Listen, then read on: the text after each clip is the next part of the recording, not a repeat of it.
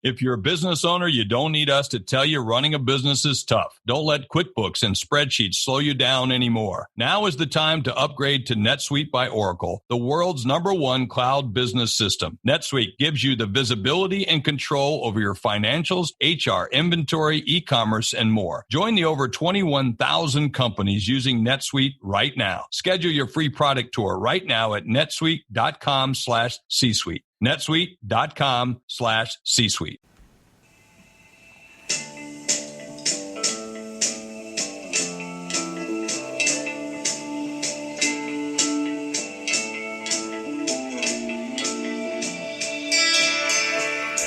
Welcome to the Superhero Homies podcast. My name is Quentin, and as always, I'm here with the homie Kevin. Good evening and morning, everybody. Hopefully everyone's having a good day or whatever they're up to at this moment. Good evening and morning. And morning. So they're celebrating evening and morning at the same time. With afternoon sprinkled on top. All right. Yes. Yeah, so I guess you heard it here first. That's for those of you who are tripping on LSD right now. Oh my gosh. Oh, man. How's your day been, buddy? It's been a day. It's been a long day.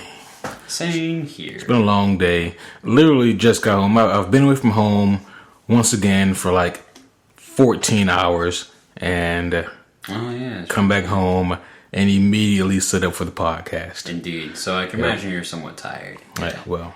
I got home in time to have a little dinner and then come over here. Yeah.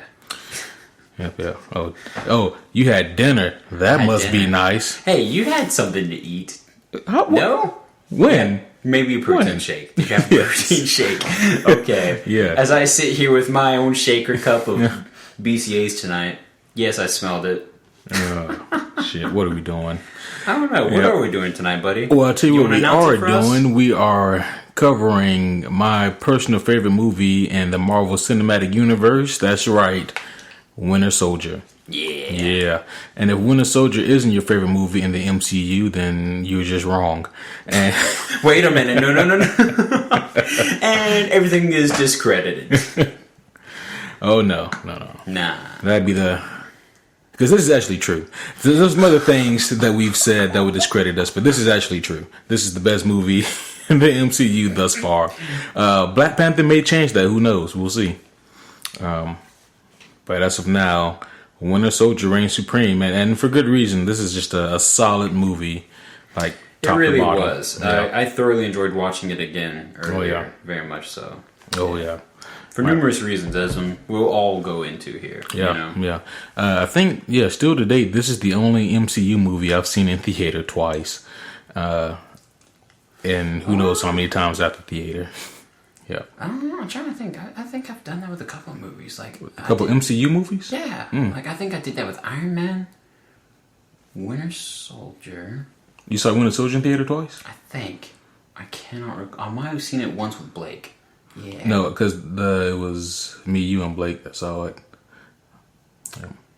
That was my second viewing of it. Anyways. I do remember. You did say you saw it before. Okay. Yeah. But and Guardians. I did see Guardians in theater twice. Yeah. Yep. But I guess Phase 2 was good to us, I suppose. Anyways, so Winter Soldier is a great movie, and watching it again, it was just like a trip down memory lane. And my memory is really short, so this was like a trip down memory lane.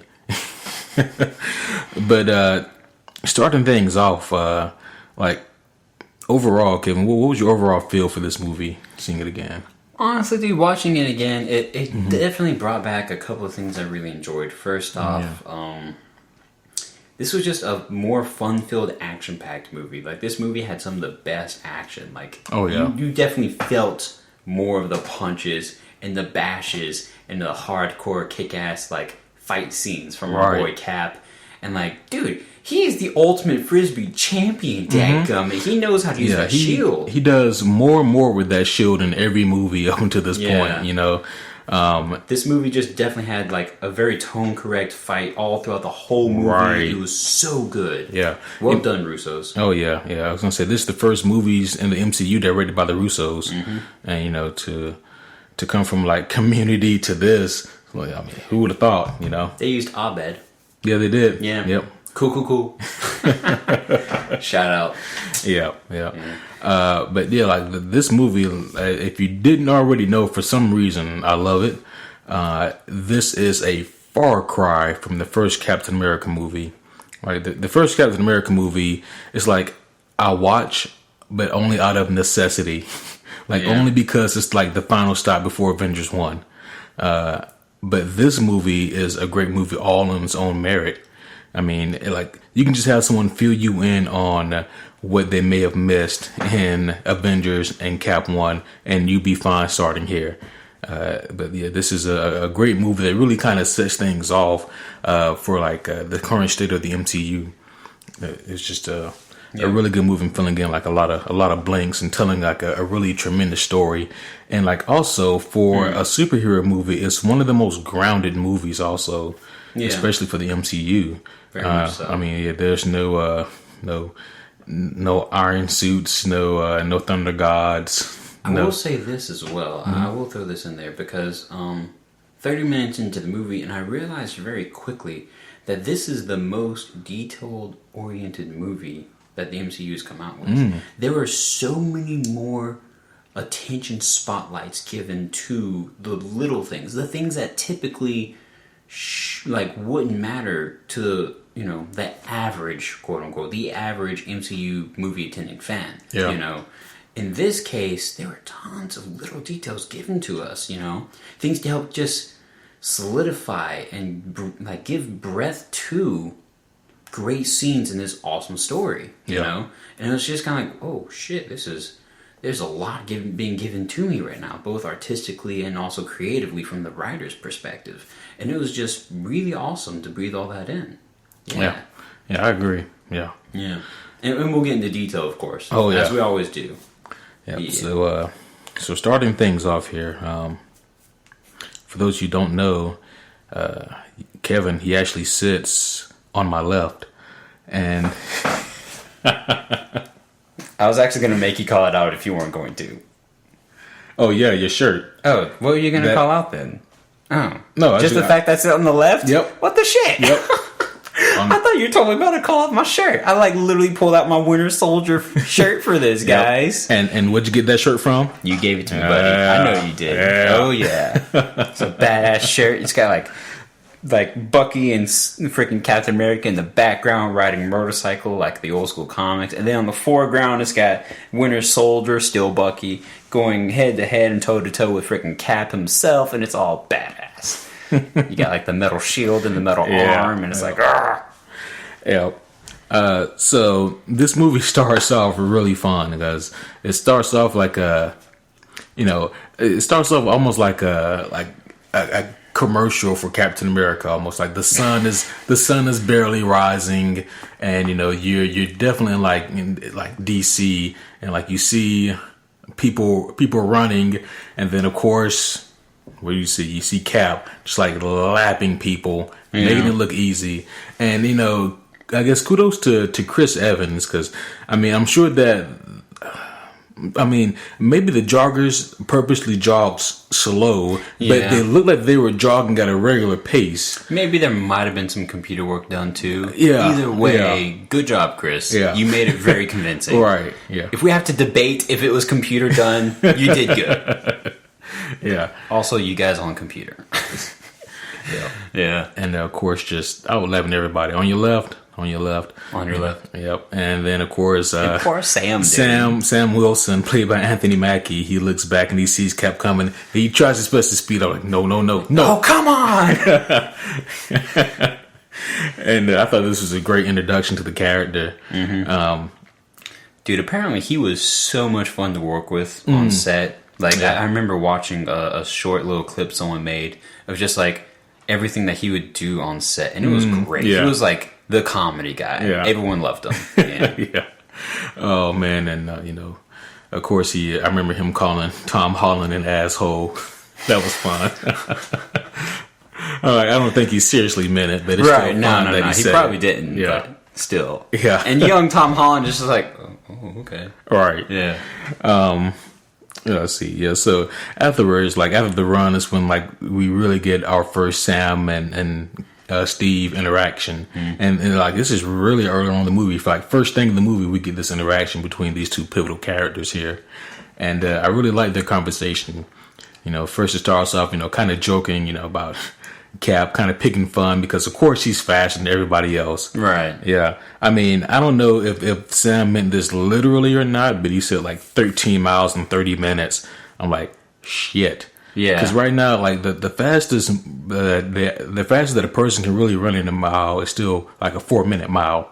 Like I think that's still the limit, or like still like the threshold. Which 4 minutes is damn impressive. 4 minutes for 1 mile is damn impressive. Yeah. And now if Cap can run 13 miles in 30 minutes, that's ridiculous. Like, yeah. You need to just go home. We're done. Yeah. I mean, that means that Cap is fast enough to really not need a mode of transportation. Basically. Yeah. Like, he has a motorcycle because he enjoys it. Right. Because he likes riding it. Yeah. Yeah. So, I did really like what they talked about, though, because they talked about, like life, like post-military almost, right. Like how it feels to kind of have to reintegrate with society again. And of course, it's really hard for Steve. Right. I mean, even though it's been a couple years now that he's been in this new reality for him, but still, it's a big difference and there's a lot to take in and learn, know. What were you going to say? No, I was going to actually add in the line from the movie there, like, your bed is too soft, isn't it? Yeah. Yeah. Yeah, you should sleep on beds made of rock over there. Yeah, or like, I used a rock as a pillow. Yeah. Yeah. Mm-hmm. Yeah, and then of course there's the list of things that Steve has on his list, just a random smorgasbord of random things. I mean, we talked about a little bit earlier, right before the podcast started. Yeah, I Love Lucy, the moon landing, the Berlin Wall, Steve Jobs, disco, Thai food, Star Wars, and Star Trek. Why do you think he had Star Wars crossed out? Because Disney told him to, or what? No, I think maybe he had. Maybe that was checked. Yeah. I think maybe he had already done. seen. Yeah. I was also thinking it might have been a possibility that someone else after the Star Wars conversation was like, no. You scratch out Wars and write Trek. Yeah, that's the one you need too. to look into. Yeah, that's a possibility too. Nirvana, Rocky 2, which is interesting. He actually had both, Rocky and Rocky 2. Oh, okay. Yeah, even better. Yeah. And then, of course, Trouble Man, not the T.I. album, but the Marvin Gaye record. Both are great. Yep. So, pretty much soon after this, we see Natasha Romanova. She pulls up, and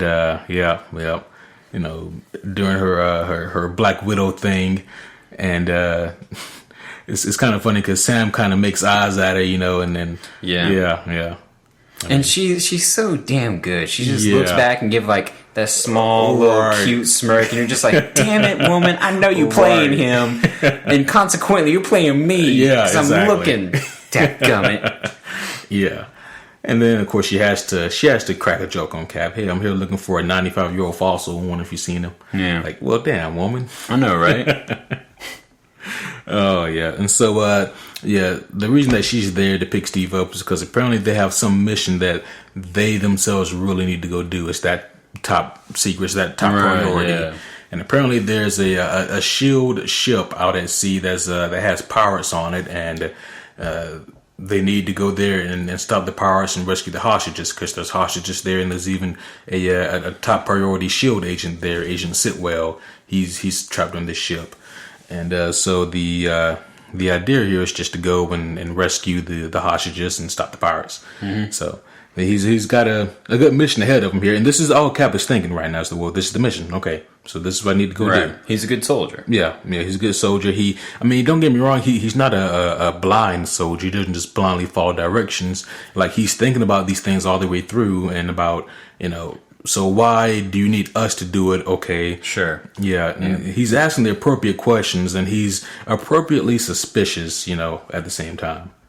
Right, definitely. Mm-hmm. But at the circumstances given to him, he was just happy and married to go in, jump off the plane with no damn parachute, and go save all these people. Oh, yeah. Yeah, so this is great. This is also like one of the first times that we see Frank Grillo. He's I love that guy. He's a really good actor. I really enjoy a lot of his work. You know, I thoroughly enjoyed him, almost only him, in the Purge movies. Yeah. He's like the only good thing about the Purge movies. Yeah. And of course, he's playing Brock Rumlow, aka Crossbones, and oh well. Yeah. I'm not ready to talk about it. Yeah, keep going. In a few weeks we will. No, buddy. We're just going to gloss over it, aren't we? Because that's what they did. Oh, damn. That's you're not wrong. You're not wrong. But yeah, so one of the first notes that I have in here, as far as like this scene goes, is that Cap's fighting is phenomenal. Like I said, it gets better every movie. It really does. Yeah. Like, and Cap 1, he was really stiff, and like the only thing he really showcased was his super strength, and the shield looked cool, but he didn't use it a whole lot in Cap 1.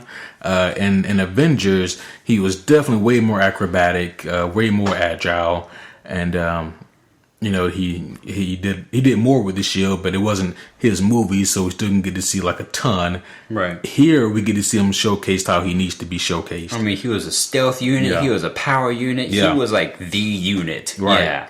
Yeah, and like just the way he utilized the shield, man, was just perfect. It was ferocious. Yes. He was like. He was the pinball wizard, man. There had to be a twist. Could you imagine what it feels like to get hit with that shield? Like, imagine you're a guardian of the shield. You turn around, and then this giant vibranium/adamantium shield comes hurling your way and hits you right in the sternum. Like, well, I mean, the thing that I would be thinking about had I, seen this shield flying towards my face in this universe, even after my knowledge of it here now still staying with me. I'd be feared for my life. Because he uses that thing to cut shit. Oh, yeah. And it's like, that cuts all of a sudden, and then you throw it at me, and how is it not going to cut me? What? That could decapitate a man. Exactly. It's like, you better be careful, man. Put some rubber edges around that. Then it'll bounce even more.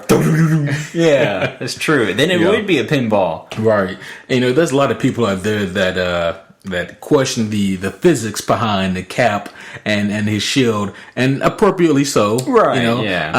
I kind of put that away because that's just the way it's always been done. Yeah, I mean, if they didn't allow him to bend those rules of the laws of physics, but also is he really? Because it's the vibranium in the shield that allows it to function like that. And since vibranium isn't an actual substance that we can measure and test, then we don't really know the properties of the limits of it. I think what people are more having an issue with, vibranium or not, fictional metal or not, I think it's more the perfection. Like, it just almost knows to go from this target and bounce perfectly back to this douchebag. But the reason why I think that is also on another level, almost as you're gonna really acceptable. have to explain the shit out of that then. To me, it was never that complex to explain. It's because when Steve Rogers got injected with the super soldier serum, of course it enhanced his power, his size, his strength, durability, and speed.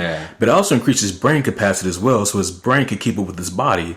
His perception of things is also equally enhanced. His ability to look at a scenario and analyze things is why he's such a good leader. That the super soldier serum didn't just enhance him physically, and enhance him mentally as well. So he goes into a room and he sees 3 soldiers in here. So you think he knows my shield? Yeah, my shield weighs this much. I know I can throw it with this many pounds of force. I know what the vibranium does. I know if I can throw it here at this angle, it'll hit him, bounce over here, almost Batman-esque. Right. Okay. I mean, I can get behind that a little more. Yeah. It's still not enough for me to fully back up and say, nah, you can just do it. Like it makes for an awesome movie, and I love that, and I'll get behind that every daggum time. Right. But if you ask me, like, is that actually like legitimate in that sense? I'd be like, it makes for a great movie. I mean, and your facts make sense. I'm not debunking those. Please don't take that at any way. I myself just choose to be like, you know what? I just like the movie. It's kick ass. Yeah. Hey, I mean, to each his own. But you're talking to a guy who has, like, here's the thing. Like I said, I'm a shit student. I was always a shit student in school because the shit's boring. Your professor's listening right now. That's fine. What's he gonna do? Give me an F like 10 years later? No. He's just gonna be like, nah, you were not that bad of a student. Your Batman paper was phenomenal. That's damn. Yeah. But yeah, so that's just my whole thought on people who go hard at that, you know, at him and how he uses his shield. I'm like, well, yeah, no, I mean, in my opinion, like, you just don't know enough about Captain America. Right. Like that's just you don't know enough about Captain America or about this fictional material either. See, that's where I join your defense, because at that point it's like, don't go hard against it. Why the hell are you doing that? Come on, Yeah. you know, yeah. But then again, you know, fortunately, like, I haven't met too many people who try to look at that and then say that ruins their right. Yeah, I don't know too many people who do that. Exactly. But yeah, don't be those people. Yeah, don't be an asshole. But yeah, I really enjoyed his fighting here. Like, right off the bat, we see that his fighting is phenomenal. Yeah. Also, apparently, and I wrote this note down. Yeah. He's a badass knife thrower, and he only does it once in the whole movie. Yeah. He just pulls out a knife and just like F that dude's hand. Yeah. You know? Yeah. But then, like, he runs by and he hits the guy so hard that the guy and the knife goes flying. You know. Yeah. You know what I mean? So that guy's hand is probably just ruined. Yeah. Yeah. Oh no, he got effed up, man. I don't care who hired him. Oh yeah. Oh yeah.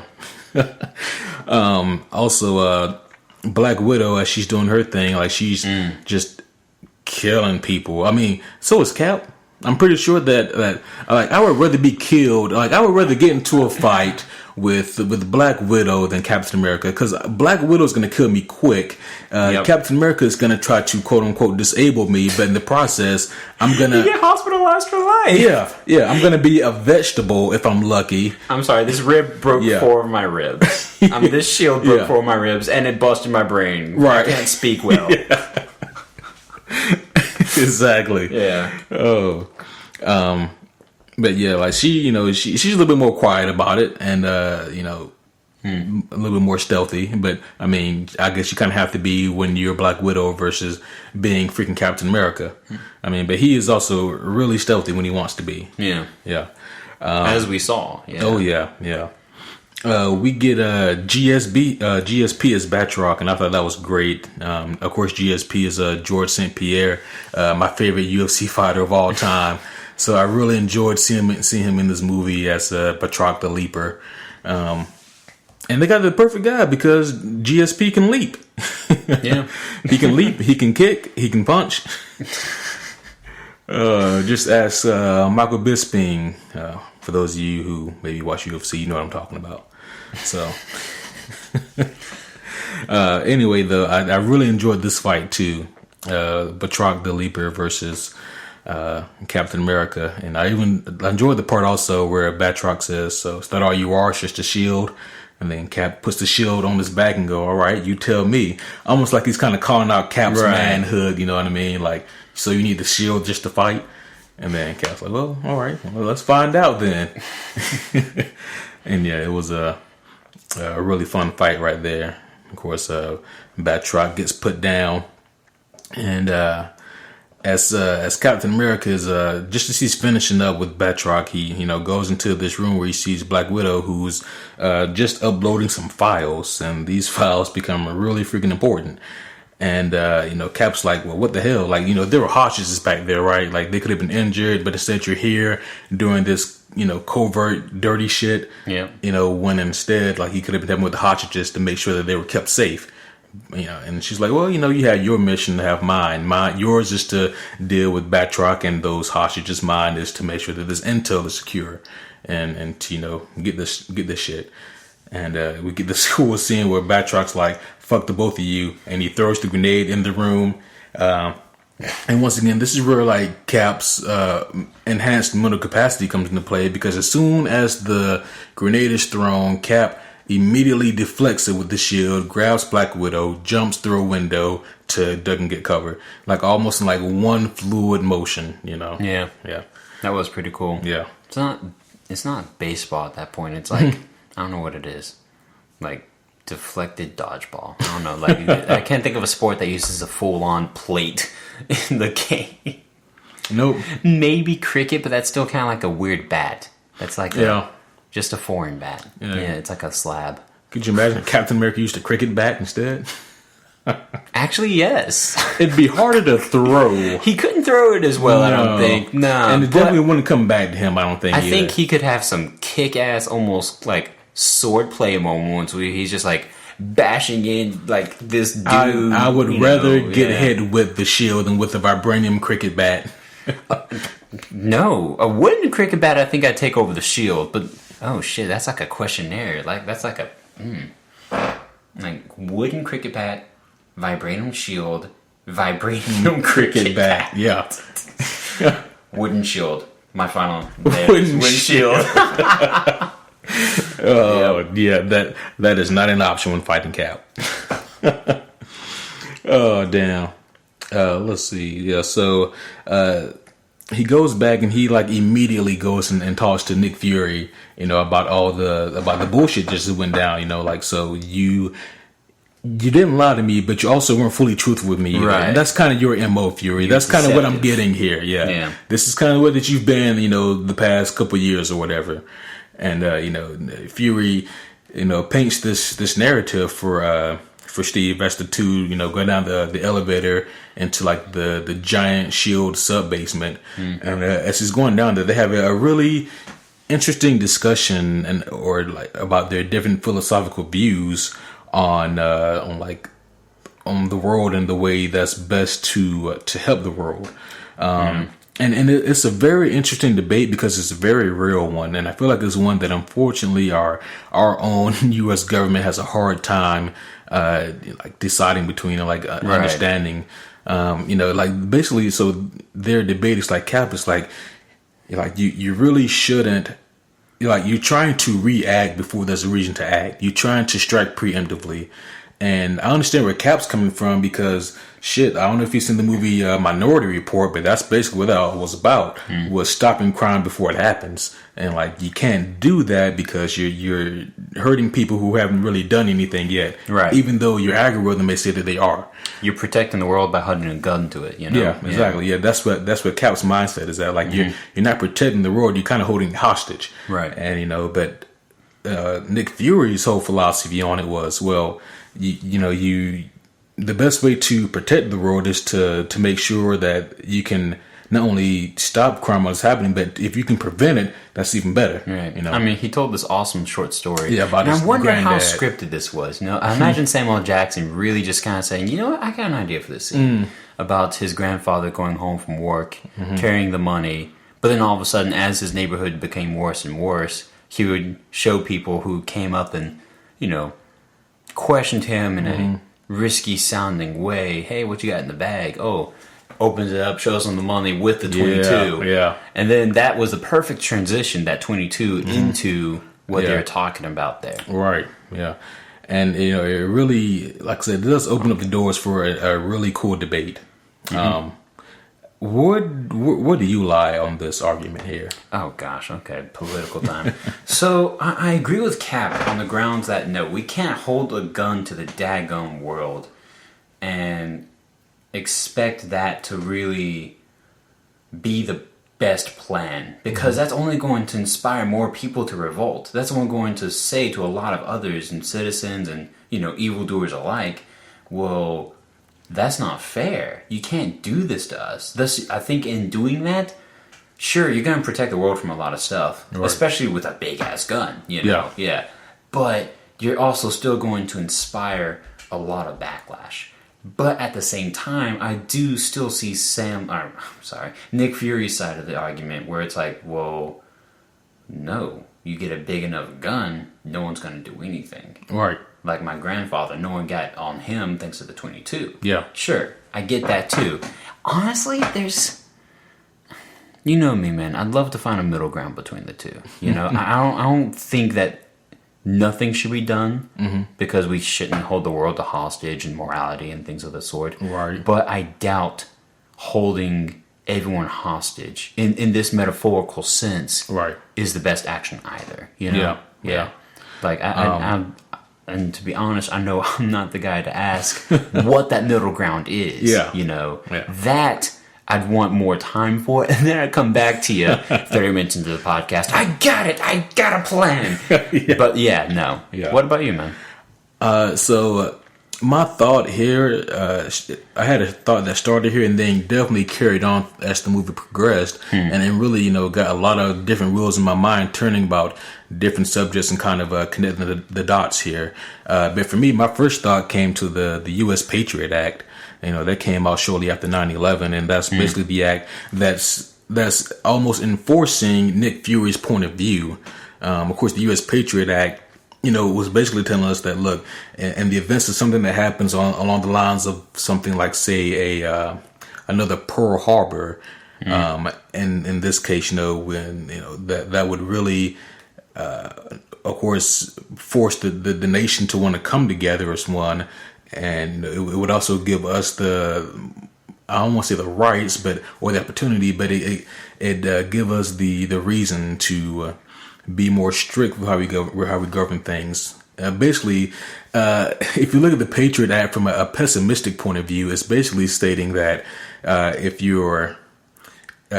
the people are feared, then they're more malleable and you can control them better. Hence the TSA at the airports. Right. Hence. Like a lot of bullshit now that we have to deal with that we didn't really have to deal with before, like 9/11 and things like that.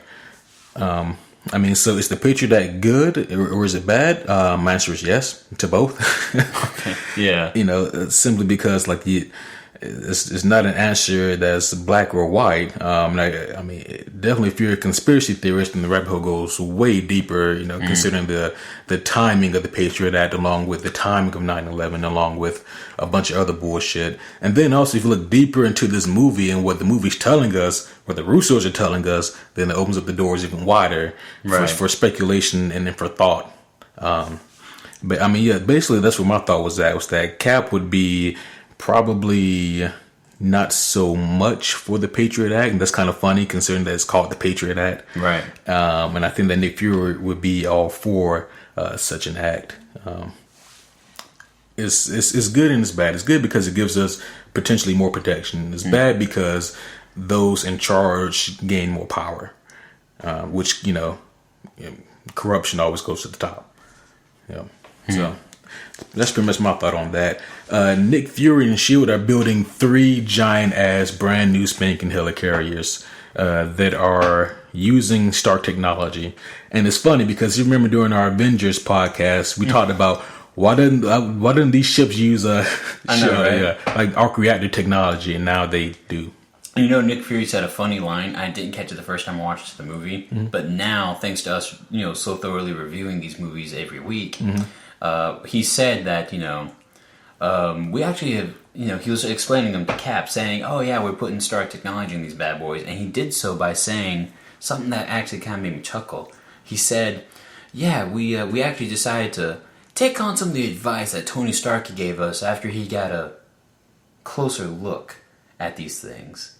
And remember, in the first Avengers movie, Tony Stark is also, in Iron Man's suit, going up in the helicarrier, and actually in the fan blade of the sucker, pushing up against it. He got a daggum close look, people. Yeah. And so recalling that, I was kind of that's a pretty good nod. Then I didn't connect those dots. That's pretty good. What do you think Captain America's thoughts are upon seeing these helicarriers for the first time? They could definitely be used for good, sure. But imagine a big-ass gun like that all of a sudden being put in the wrong hands, Yeah. I'm sure Cap's quick thinking was probably going along those possibilities, wait a minute, what if... At this point, I don't know if they were. I think that... Because at this point, I don't know if he really had any reason to think that. Yeah, no, plot-wise, no. Yeah. Philosophically-wise, sure, But no, for the movie plot, hell no, that wasn't coming up at all. I think that he was probably thinking, why do we need all this? Right. That was probably more his thought.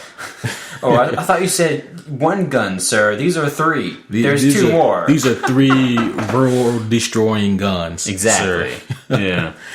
Yeah. So, how do you think it feel to, travel in the future and see that there's a Smithsonian museum feature of yourself?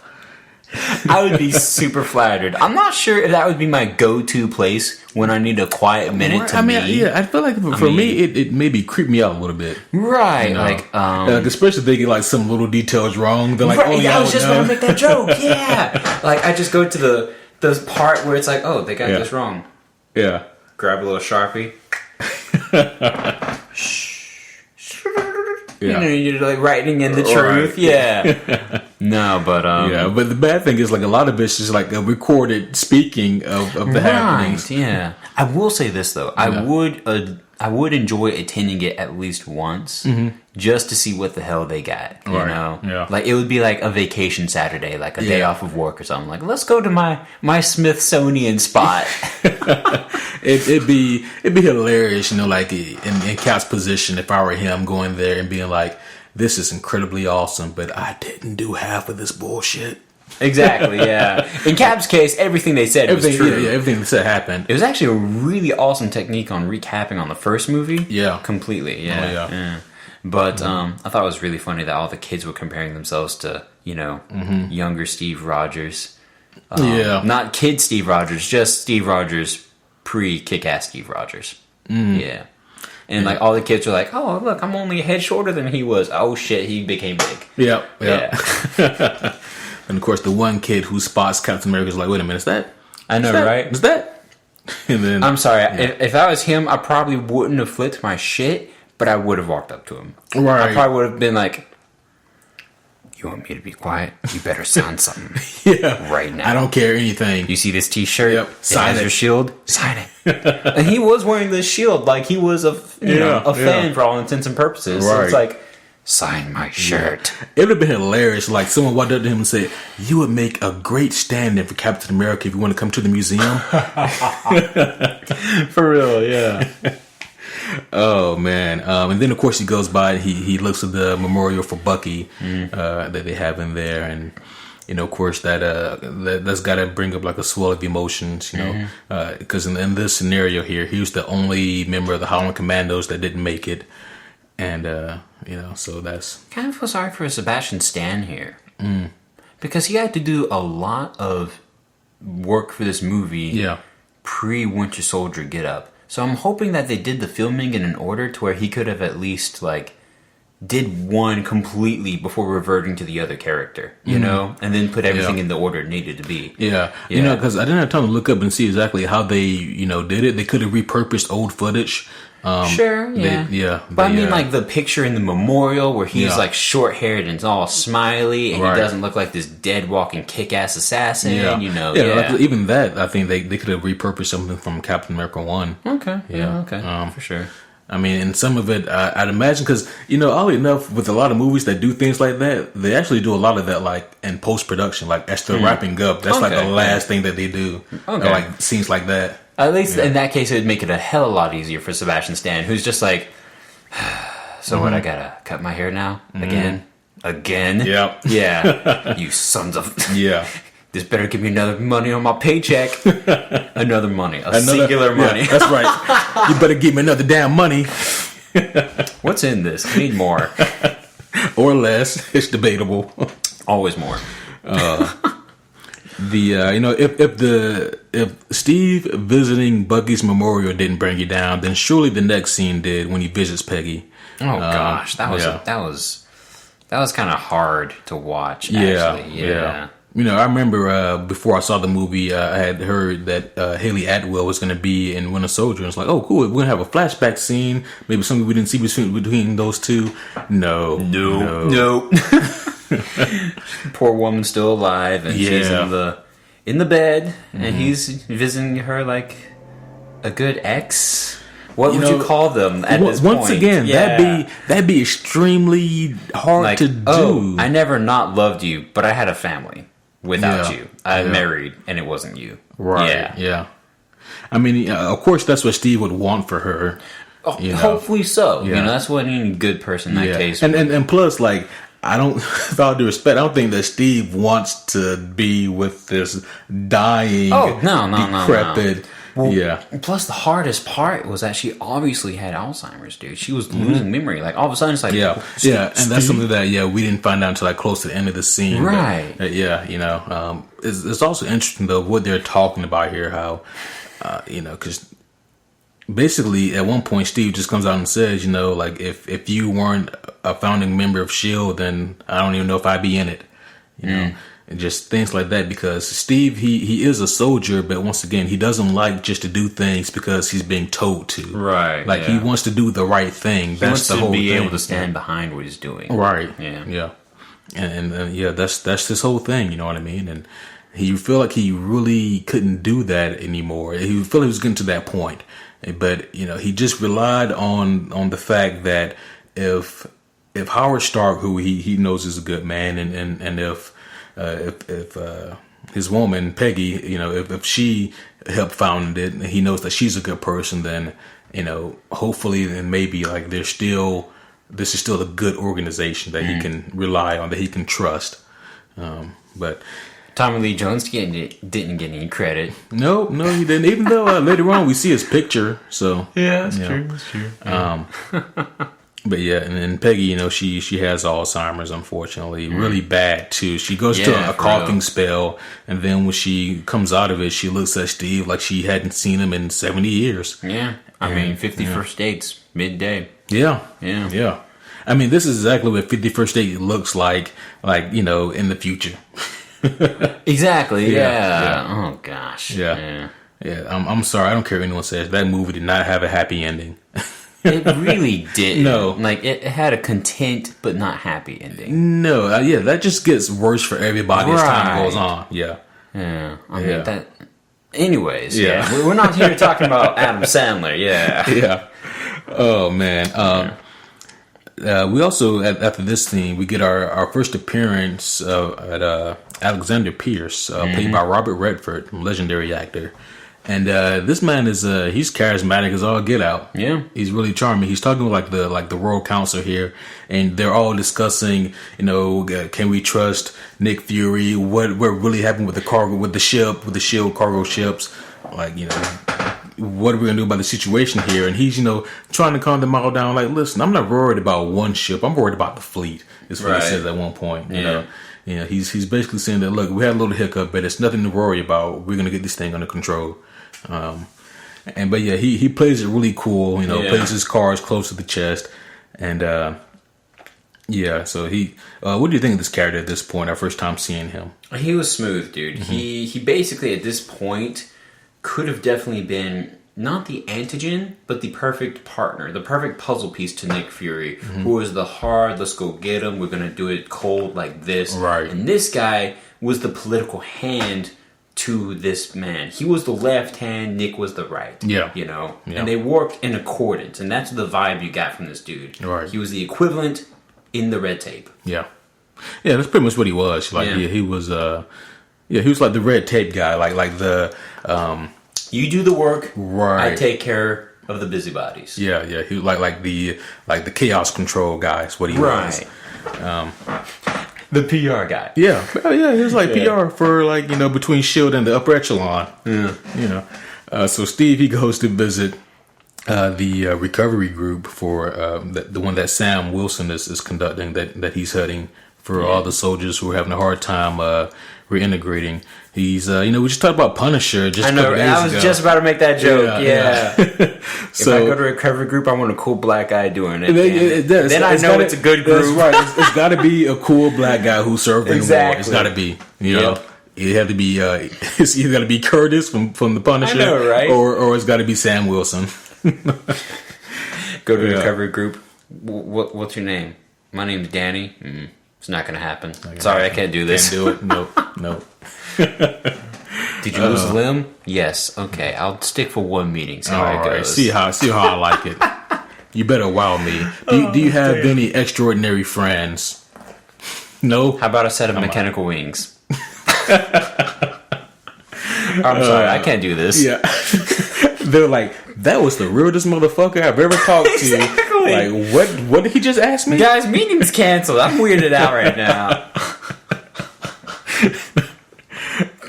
Anyways, I love it. So when as Steve as he attends like the tail end of this meeting, he meets up with Sam and they talk a little bit. And Sam tells him about the time that he and his like his wingman were in a war zone, and they were sent to fly in over this enemy territory, and his wingman gets shot down.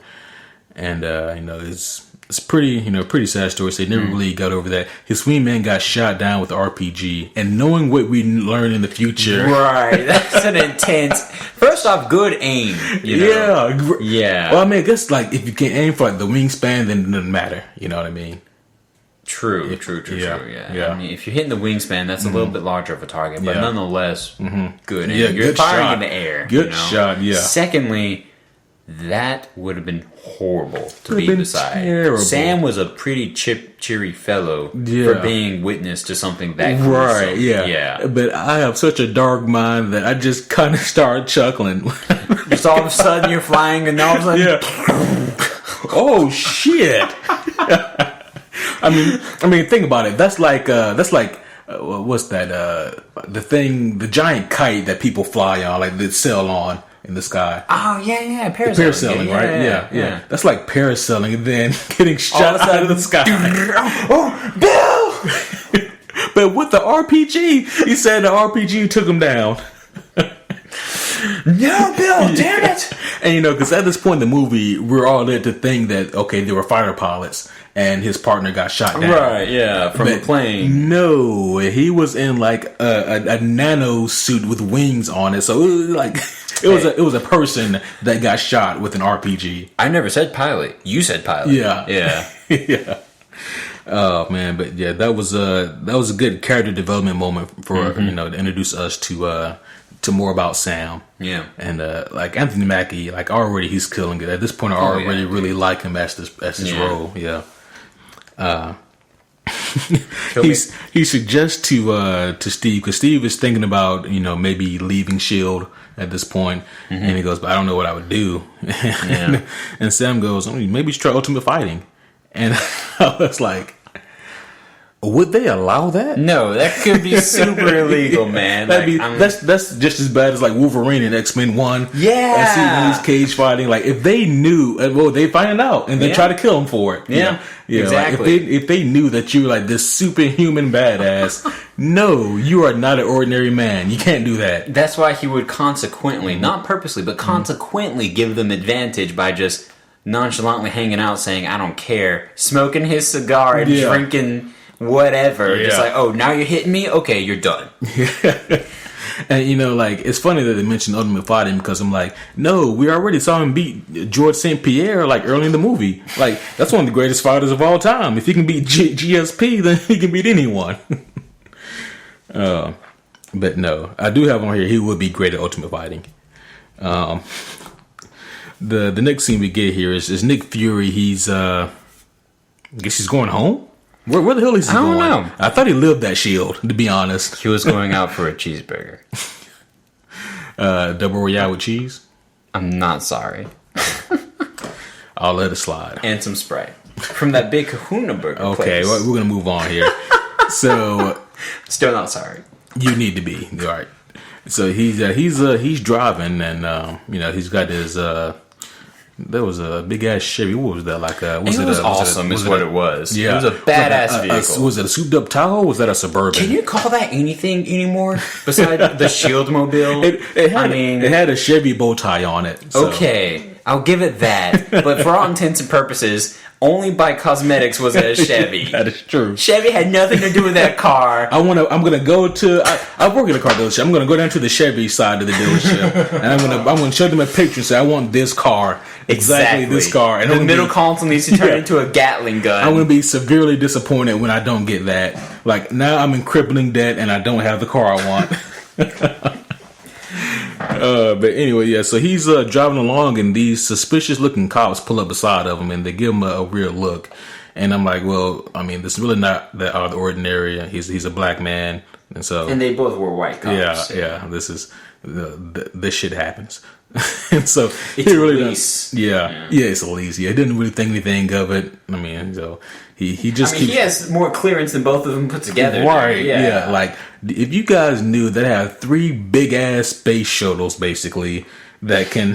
Well, it's not even that. It's more like, oh, you're like, part as far of as what, clearance, the police force. Yeah. Oh, that's cute. Yeah. Have you heard of S.H.I.E.L.D.? No, that's kind of the point. Okay. Yeah.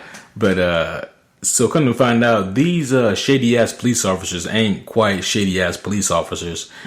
Shit goes sideways really quick.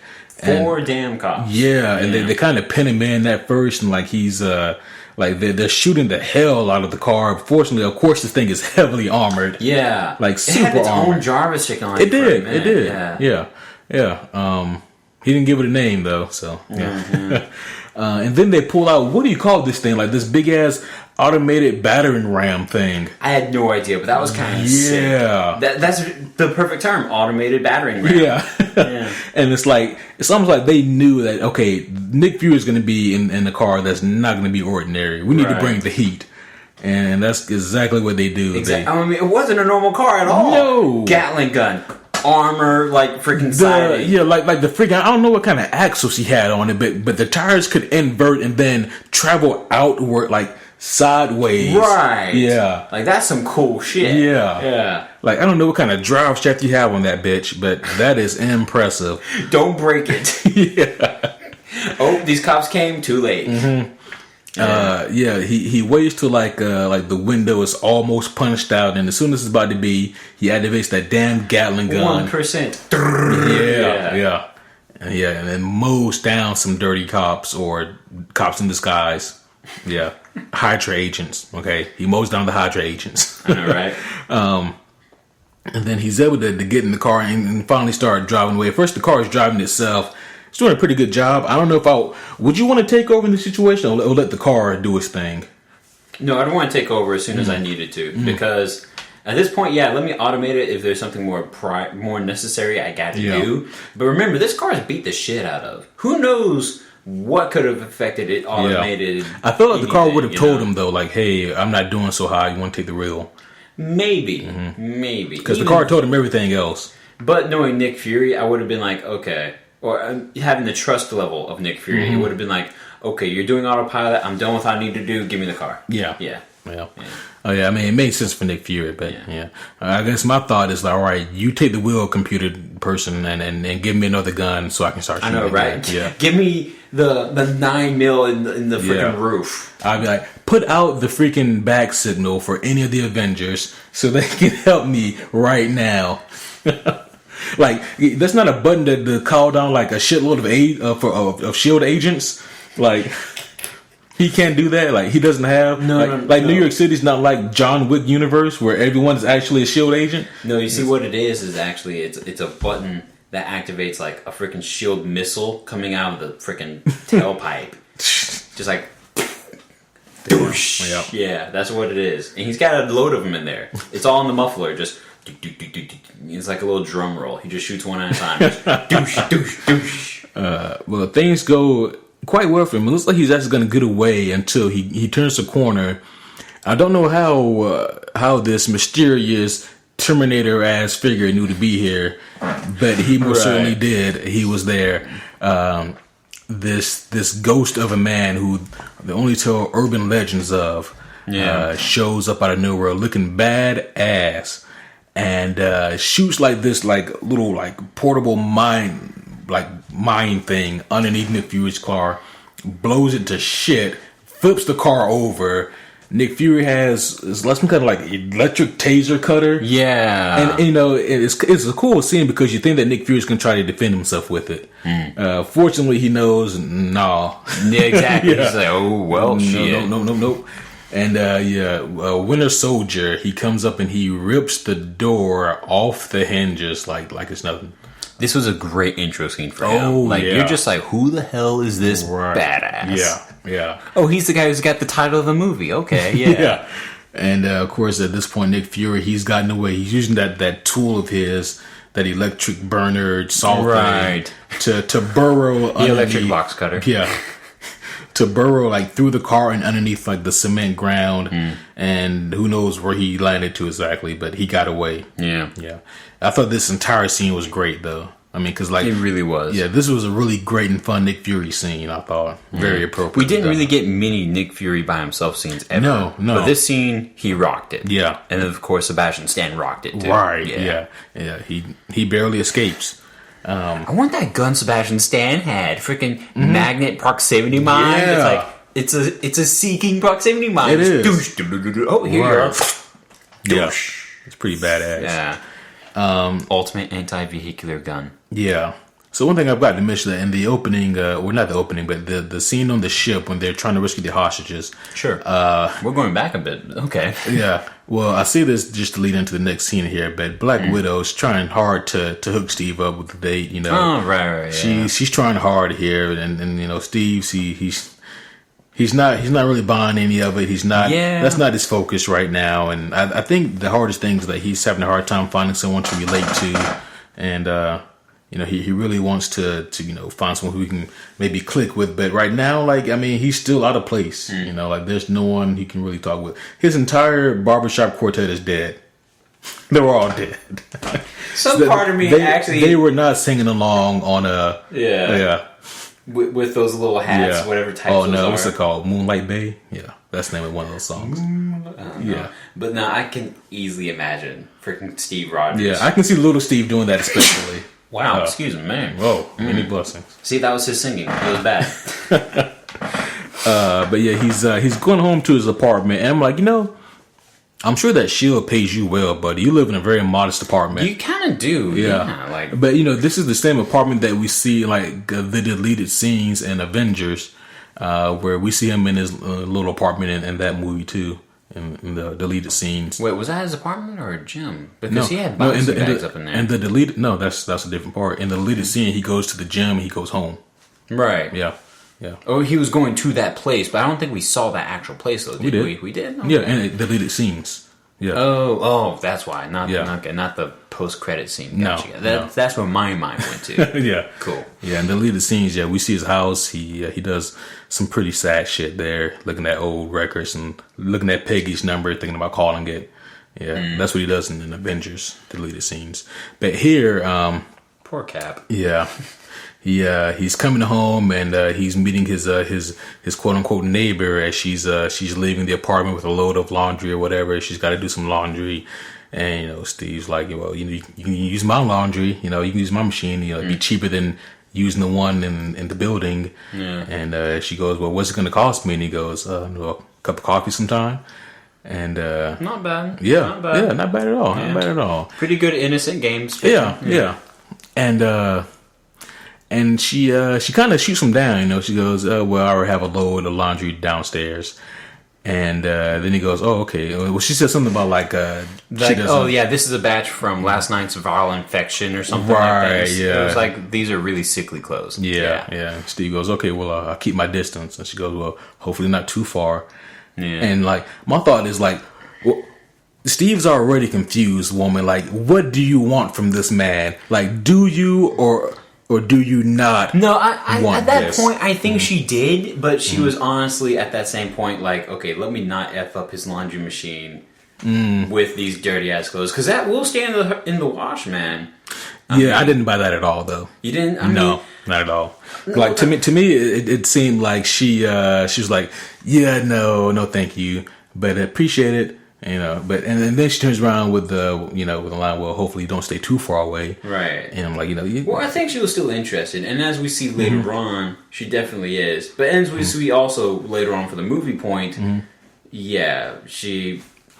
Yeah. We know that the actual character is interested, but as far as this neighbor performance of hers, like, I don't know, like it was kind of like mixed signals.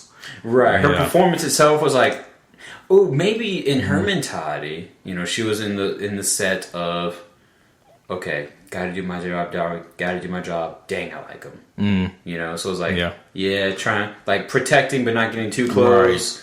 Dang, I still like him. Yeah. And second of all, why would you send someone to protect Steve Rogers? Like, unless you're sending Thor in disguise. I can imagine that. He's doing laundry. Yeah, which Thor would do a shitty job of disguising himself. Oh, excuse me. Excuse me, friend Steve. I mean, neighbor Steve. Neighbor Steve. I must go down to the lowest level and do the machine of washing. Use the washing of the machine that washes my garments. I mean, clothes, right? That's what we call these.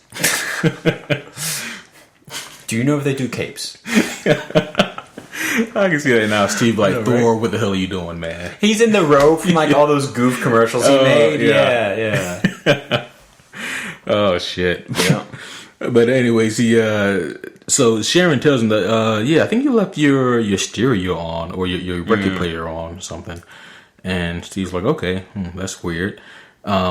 He goes inside, and of course he goes in there. He sees Nick Fury, who is beat to hell, sitting on one of his chairs, and they have this really cool conversation where they don't really say anything, but they say a whole lot. Right. Yeah, and he's telling Steve, my wife kicked me out again, and he's using the cell phone to show Steve that, hey, we can't talk candidly because there's ears are listening, people are watching, and at this point, sure enough, at this point, Steve's like, why did your wife kick you out? Sorry to hear that. He goes, I don't know, but like just kind of way beating around the bush here, to not say anything because she was the greatest good he was ever gonna get. Oh, damn it. We are not gonna do this. I'm great. I'm so great. No, oh my gosh. You gotta be proud of that one. Look at the smile on your face. Come on, man. Come on, get it. Come on, bud. Get your goddamn hands off me. I'm not even sorry for any of it. Oh, shit. It's because of that terrible joke that Nick Fury gets shot. That wasn't a terrible joke, and no, that was not the reason. It's because he's Nick Fury. Oh yeah, he gets shot pretty good here. Yeah. It's a couple rounds too, wasn't it? Yeah. It's about three rounds, 3 shots, I think. Like pretty much all to the torso, and he goes down hard. At this point, the neighbor comes barging in. I forget what her neighbor name was. Was it start with Catherine? No, that's her real name. Yeah. But I forget what you meant the pseudo name. Yeah. Neighbor. Blondie. I think it was like Karen or something like that. Yeah. The nurse girl. Yeah. She comes barging in with the gun. Like, don't worry, Captain America, I'll save you. Okay. Yeah, sure. And Cap is just kind of like, I'm sorry, I can't take you seriously right now. My friend just got shot. Yeah. I mean, like, for the sake of the movie, I thought it was a really cool thing to do. It was a really cool way to introduce Sharon Carter. Yeah. But, like, me thinking, like, a little logically about this, like, you are so unnecessary. Right. You're more just going to be the damsel who's going to be in distress if you stick around for too long. Right. Yeah. Even though you're well trained, I'm sure. Yeah, and you're a badass, and you're right. Yeah, you are. Right. I mean, don't get me wrong. Cap. Like we said earlier, man or woman, like, if you're sent to protect Captain America, like I said, you gotta be Thor. I mean, you could be the size of the daggum rock. Yeah. And it's not gonna matter much. It's Captain America. Right. Yeah. But she tends to Nick Fury, and then Cap goes after the shooter, and he's able to catch up pretty good. For this moment, I actually wrote down Cap plus the shield equals F all the things. Yeah. It's just like door, douche, wall, douche. Yeah. Anything in his way, douche. He's Yeah. just tanking this building, man. Yeah. He's hulking it. He is, yeah. And he gets to a rooftop eventually, and he catches up a little bit with the shooter. Goes to throw the shield at that Winter Soldier. Winter Soldier catches it with that freaking metal hand. That's the catch. Oh, yeah. That's literally why I call this moment in the movie the catch. Yeah. Because I'm pretty sure up until this point, no one has done that. No one. And so, no one in any of the movies. Yeah, that's the first time his shield has been... Yeah. Besides the fact that I'm sure Thanos is going to break that shit. Yeah. But yeah, other than that though, as far as this point goes, yeah, Steve is shocked. We as the viewers would be shocked if it wasn't in the trailers. But it was still a really cool moment. And then, Winter Soldier, he winds up and throws the shield back at Steve. Steve catches it, but it moves him back. Right. Like he slides backwards. That shockwave thing. Yeah. Like, shit, that must have been a hard throw. Yeah, he did it with the metal arm, too. Yeah, so he was a lefty. Yeah. He has to be now. Well, yeah. But it's like, dadgum, son. Yeah, that was intense. Well, first off, that was also the big reveal to Steve. That's like, oh, you got a metal arm, Yeah, and that there's someone out there who is damn good at what he does. Yeah, like the parallel to me. Right. But, yeah, and as soon as he looks up, Winter Soldier's gone. Yep. Yeah, just gone. Somewhere over the cityscape. Yeah. Yep. Yeah, and he was quick about it. Let's see. So, but before Nick Fury gets shot, the one thing that he does tell Steve is that S.H.I.E.L.D. is compromised. Trust no one. And if that's so ominous, that's so oh shit. Could you imagine the feeling? I imagine that your stomach would just drop if you're Steve and hearing that. What? Well, I mean, and guys, everyone listening in, think about it. This is S.H.I.E.L.D. This organization has so many roots in so many places. Mm-hmm. It's like when John Wick, at the end of the last movie, he's running away and he's just kind of looking around at all the faces, all getting cell phone notifications on him. Mm-hmm. It's like, who is involved in this? Yeah. Everybody. Okay. Right. Yeah. I mean. And and this is one of the aspects that I really love about this movie, because it's like, who can I trust? Mm-hmm. Who, this just became too real. Right. Yeah.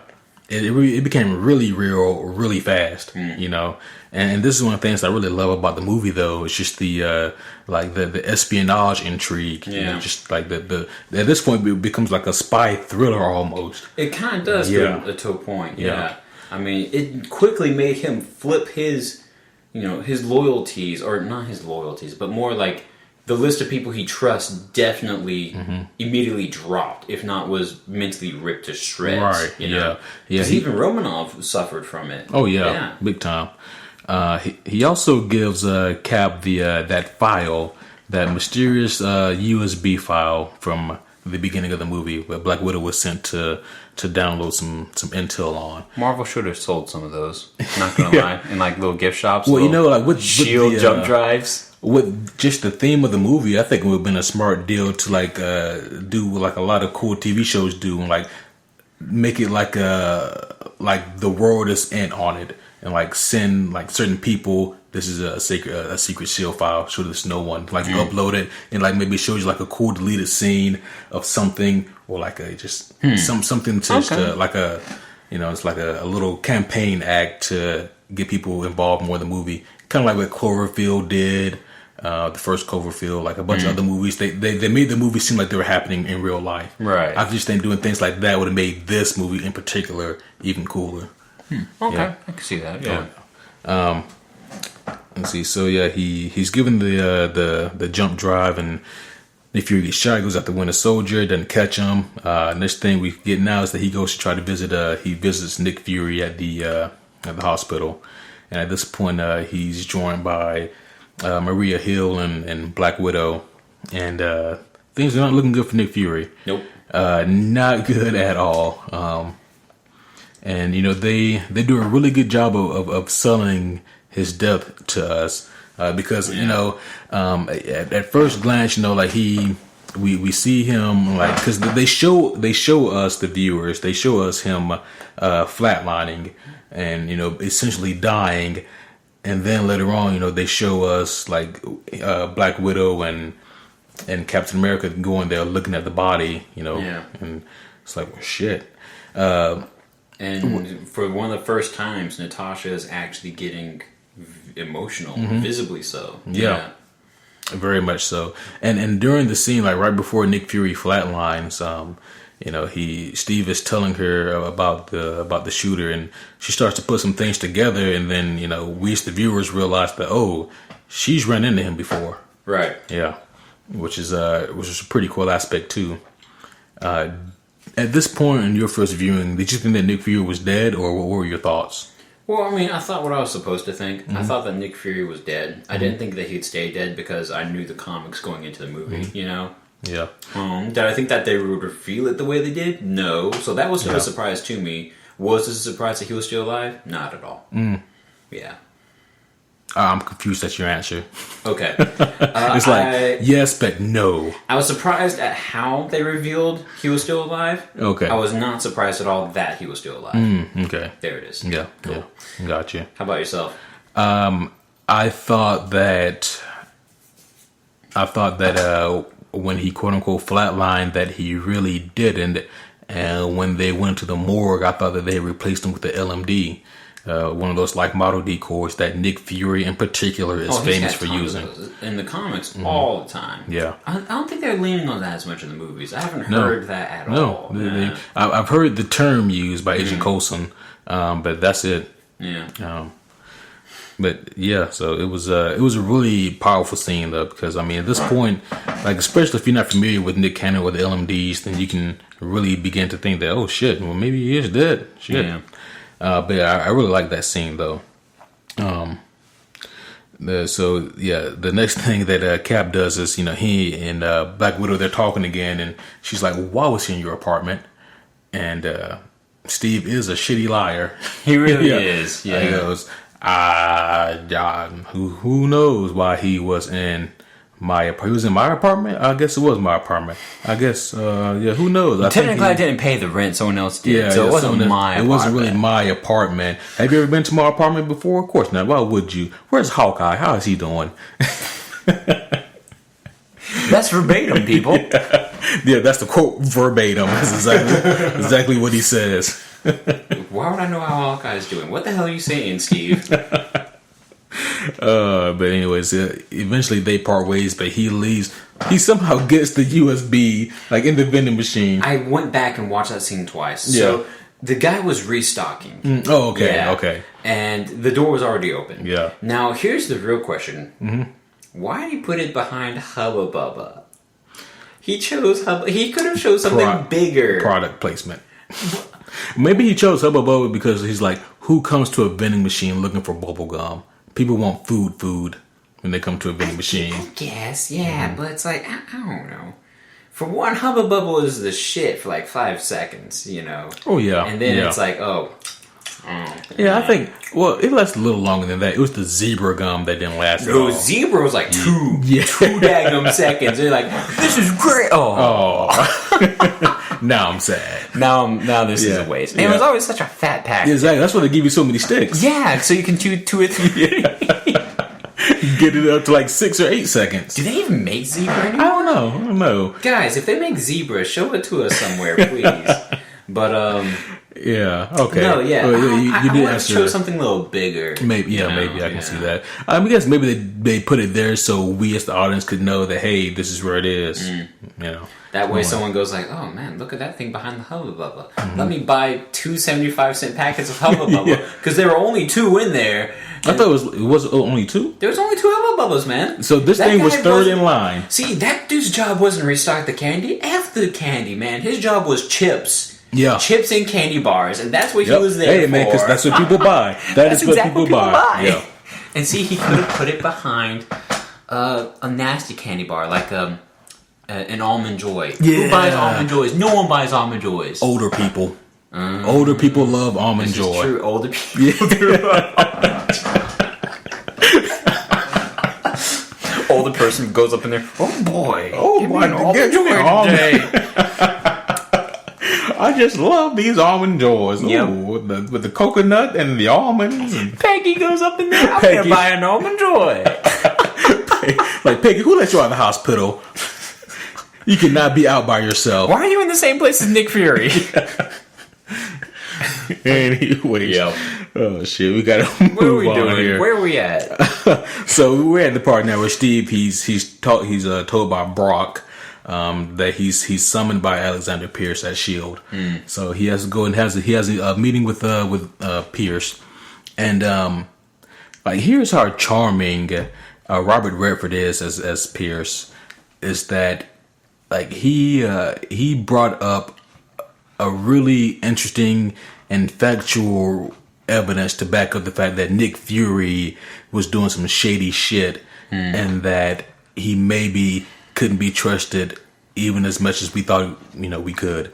And he did it in a way that didn't really, at this point, that didn't really put him off as a bad guy. Right. It put him off as like a reasonable person in his position. Like, look, here are the facts, man. And then, Steve comes back with a rebuttal like, if you really knew Nick Fury, then you know that he wouldn't do this. And then he rebuttals back. Pierce rebuttals back with, "Well, that's why you're here. That's why I'm asking you." Yeah, it's like, damn. Yeah. And, like, there's a reason you got to the seat of power. Yeah. But it was a really good back and forth here. Really good exchange. It was basically Pierce, asking Cap, so why was Fury there? Did he say anything to you? What do you think he wanted? just things like that. And once again, Cap is a shitty liar. So I mean, So, everyone sees through. Yeah. It's like his one thing he just can't do. That's why he doesn't have a secret identity, man. It just wouldn't work. He really doesn't. He's just like, oh, I guess I'll take my helmet off for this fight. Whatever. Yeah. He and Tony Stark both, man. Oh yeah. If you've seen the new 30-second, I wouldn't call it a trailer, the 30-second teaser for Avengers, then everybody's like mask off in there. That reminds me, I did see that Deadpool 2 trailer. Oh, yeah. Cable's gonna be hella awesome. Oh, dude. yeah. People are gonna be like, he's gonna be people's favorites again. Oh, yeah. I loved that they did that with his arm. Yeah, the green sleeve. That was hilarious. The whole thing was funny. Oh, yeah. Oh, boy, here we go, getting off topic again. We're really good at this. Yeah. So we're not talking about that. What are we talking about? So Steve, he leaves Alexander Pierce's office, and you can tell that Steve has a lot to process right now because he's like, I don't know who to trust, and I really don't know exactly where to start either. Like the poker table, everyone's playing their hand really well. Yeah. At this point, Steve's thought is, okay, I have to go back to the hospital. I got to get that USB, and I got to figure out what to do with it. It was smart of him to not bring it with him back to S.H.I.E.L.D. Not smart enough, though, so we're going to find out here shortly. But what we get next is one of my favorite scenes. This scene was amazing. Not just in this movie, one of my favorite scenes and the MCU as a whole. Like, this scene was amazing. So he steps into the elevator, this big-ass elevator in the S.H.I.E.L.D. base. And as he steps on, slowly but surely, it starts to fill in with people who work, like, under Brock Rumlow and a couple other S.H.I.E.L.D. agents and people who are like field ops and things like that, and it starts to fill up as he goes down from floor to floor, and once again, like his greater sense of mentality kicks in, and like he's able to look and see and notice some things that aren't quite right, like the guy with his hand just on the gun enough, unnecessarily so, and then the other dude with a light bead of sweat, this is about to be some shit. Yeah, and then I'm sure you also noticed like the caliber of person that was getting on the elevator. Like there were no, no computer analysis people. Right. Yeah. And they tried to disguise it with like, oh, look at these suits and suitcases. Right. Like, whatever, man. Yeah. And I love like just Steve's response because like everybody on there is being calm and like reserved and I love Steve. Like he just goes, oh, if any of you would any of you like to get off before we begin? All right. Yeah. And they're like, no one says anything, but in the mind they're thinking, oh shit, he knows. Exactly. Everyone's just like tensing up and stuff. Especially if you're standing right next to him. Yeah, those poor bastards. Just like, oh gosh, I'm the smallest man in this room. Oh gosh. Yep. The guy that had like the magnet handcuffs, like, oh shit, my job is really important here. I really gotta do this shit now. Yeah. And then we get this kick-ass fight scene on an elevator. On a dadgum elevator. Yes. Yeah. Oh, man, it was so badass. And, like, they just come at them, like, and they have their plan, you know what I mean? They have their tactics. They have their strategy, so they know what they need to do. Yeah. But executing it is the hard part you can't execute that easily with Daggum Cap right there. Right. No. Yeah. It just doesn't work. Yeah. Especially since they lost their element of surprise, because, like, he knows. Yeah. Yeah.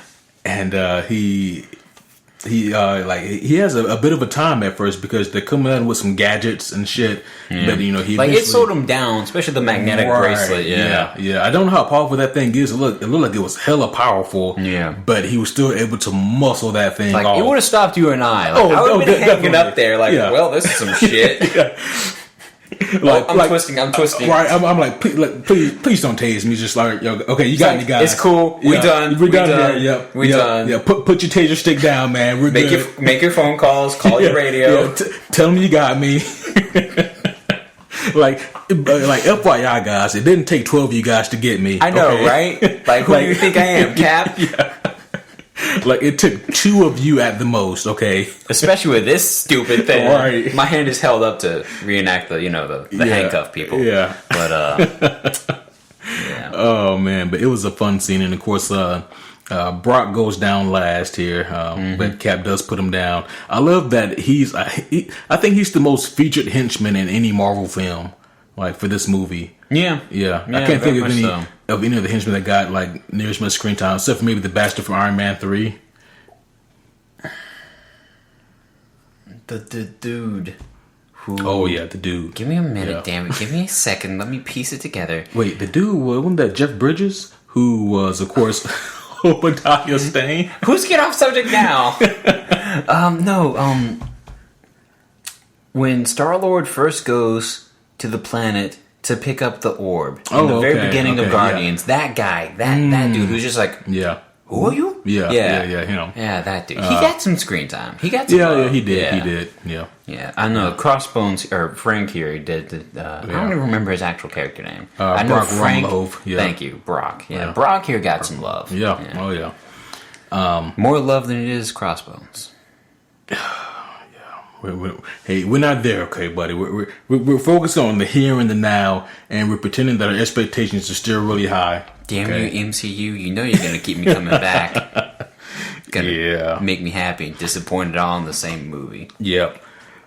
So after Cap, he makes his break. He escapes from the shield base.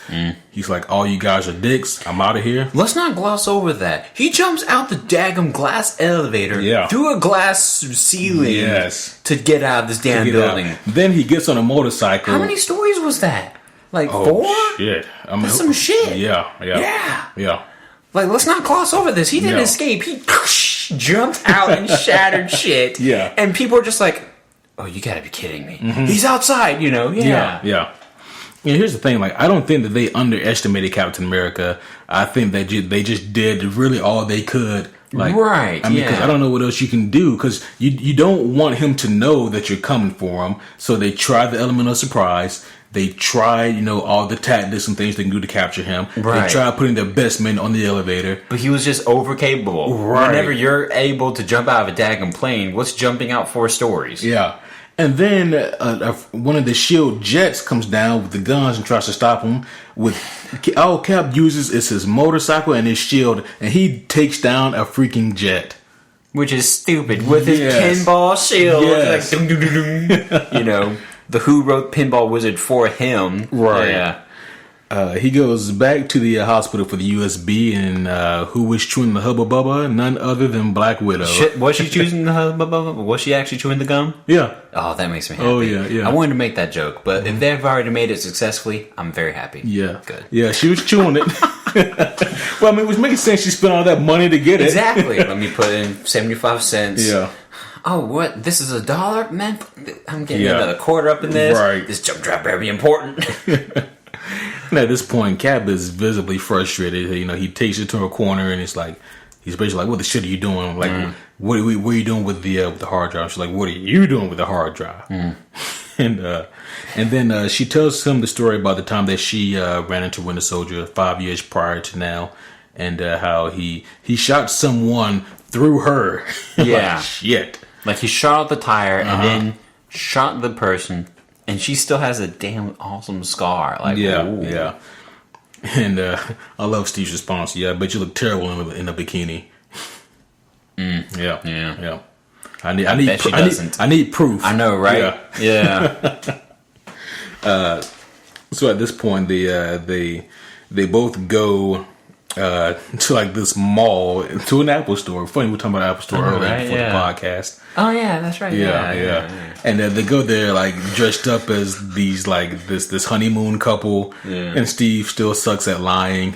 Yeah. Yep. We're on a honeymoon. Yep. To New Jersey. Yeah, we're getting married. Yeah, to New Jersey. It's like, oh, okay. Yeah. I mean, you could go to the Jersey Shore. I guess I heard that certain parts of New Jersey actually looks pretty good. That's to you guys who are from New Jersey. Oh man, but so as she uses the thing to upload the data on it, she gets like some kind of location that's like where some bullshit's at, and it's at an old Army/Shield base in New Jersey. So like, okay, well, this is where we need to go next. And at this point, of course, Shield is tracking that location, so they're on their way there, and so they're in disguise, of course, as much of disguise as they can be in. And I mean, here's the thing: like, if you're Captain America, you're gonna stand out, Right? Yeah. Just because of your size alone, like, look for a guy who's this big. The things they did were clever. Yeah. But yeah. Yeah, it's hard to hide Steve Rogers. It really is. Yeah. Like Black Widow, I think she'd be fine. She can get in and out. She's more nimble. I think she can blend in better. Right. Captain America really can't. No. But yeah, I thought for sure that they were going to get into a fight. First time watching. Yeah. I did not expect what they did. Yeah. Yeah. But they did cleverly escape. Cap and Black Widow, they shared a kiss. Black Widow was not overly impressed. She tried to let him down easy, but yeah, she did not. I feel bad for my boy Steve here, man. Same here. Was that your first kiss after 90, this many years? After 95 years. It's like, no, you weren't. Thank you very much. I'm like, then who was? ... Yeah, she was. Yeah. And but it was funny. Like, so apparently now, like, Captain America has hijacked he's hijacked a car. Yeah, and they're traveling to New Jersey, and that's when she has two questions, two really good questions, like, where did you learn to steal a car? I learned that in Germany fighting the Nazis. Yep. And was that your first kiss since 1945? Yeah. And poor Steve, like, he tries to retain his dignity. That bad, huh? Yeah. And she's like, no, yeah. Yeah. Like, damn. It's all good, Steve. Yeah, poor bastard. Yeah, it's all good, my man. I loved how he said that we didn't steal this; we're borrowing it. Yeah, kick your feet off the dashboard. Yeah. Like, how are you gonna return it, bro? I think that he has all the intentions in the world to return it. Right. Yeah. Oh man. So yeah, they arrived at the New Jersey Army base, and at this point, he has like a really cool flashback of when he was just puny Steve Rogers. Trying his best to make it through like the basic training, right? Just the running exercises, right? Not doing well at all, and he stops and looks at himself, which I thought was kind of weird. Yeah. So it was definitely more. It was a memory, yes, but it was also more like a mental. Let's look at where each other are at, type thing. Like, oh shit. Yeah, I think it was like it was a memory crossed with if myself then could see me now type deal. Yeah. They did not get him to play younger him. Not this time around, did they? Not this time around. No. Which, okay, that's cool. Yeah, that's fine. At this point, I don't care. I don't expect them to spend all that time and money again just to recreate that one scene. Right. I could care less too. Like, I was happy the first time they did it in the first movie. Yes. Yeah. This time, I get it. Let's move on. Yeah. Yeah. They take a hidden elevator down to a basement area. And they run into freaking Arnim Zola. He's back. Of course, you guys remember the little twerpy bastard from Captain America 1. Red Skull's bestie? Yep. His little do boy, his scientist do boy. He's back this time in computer form, which I was delighted to see because Computer Zola is a part of Red Skull and Captain America, lore in the comics. So it's nice to see him here as well. Still talking shit. I mean, I guess if you're a computer, you can talk all the shit you want to. For real. What you gonna do? Punch up a computer screen? Oh, that's what he did. Yeah, exactly. Yeah, yeah. But he spit some really good information here. I mean, because Zola has no problem explaining to them what's going on. He tells them that, Hydra, like, you think you got rid of Hydra? No. You cut off one head and two more take its place. And then he explains as to how Hydra basically infiltrated S.H.I.E.L.D. And it happened pretty much from the beginning. As soon as they recruited Zola into S.H.I.E.L.D., he basically that's where the inception was. Yep. And he showed them the algorithm to predict future events. Like just by looking at people's past, you can determine what they're going to do in the future. Which is once again a little Minority Report-ish. Right. And but it made sense, and it made for a really good plot here. And I love that because Hydra is basically the Illuminati. Yep.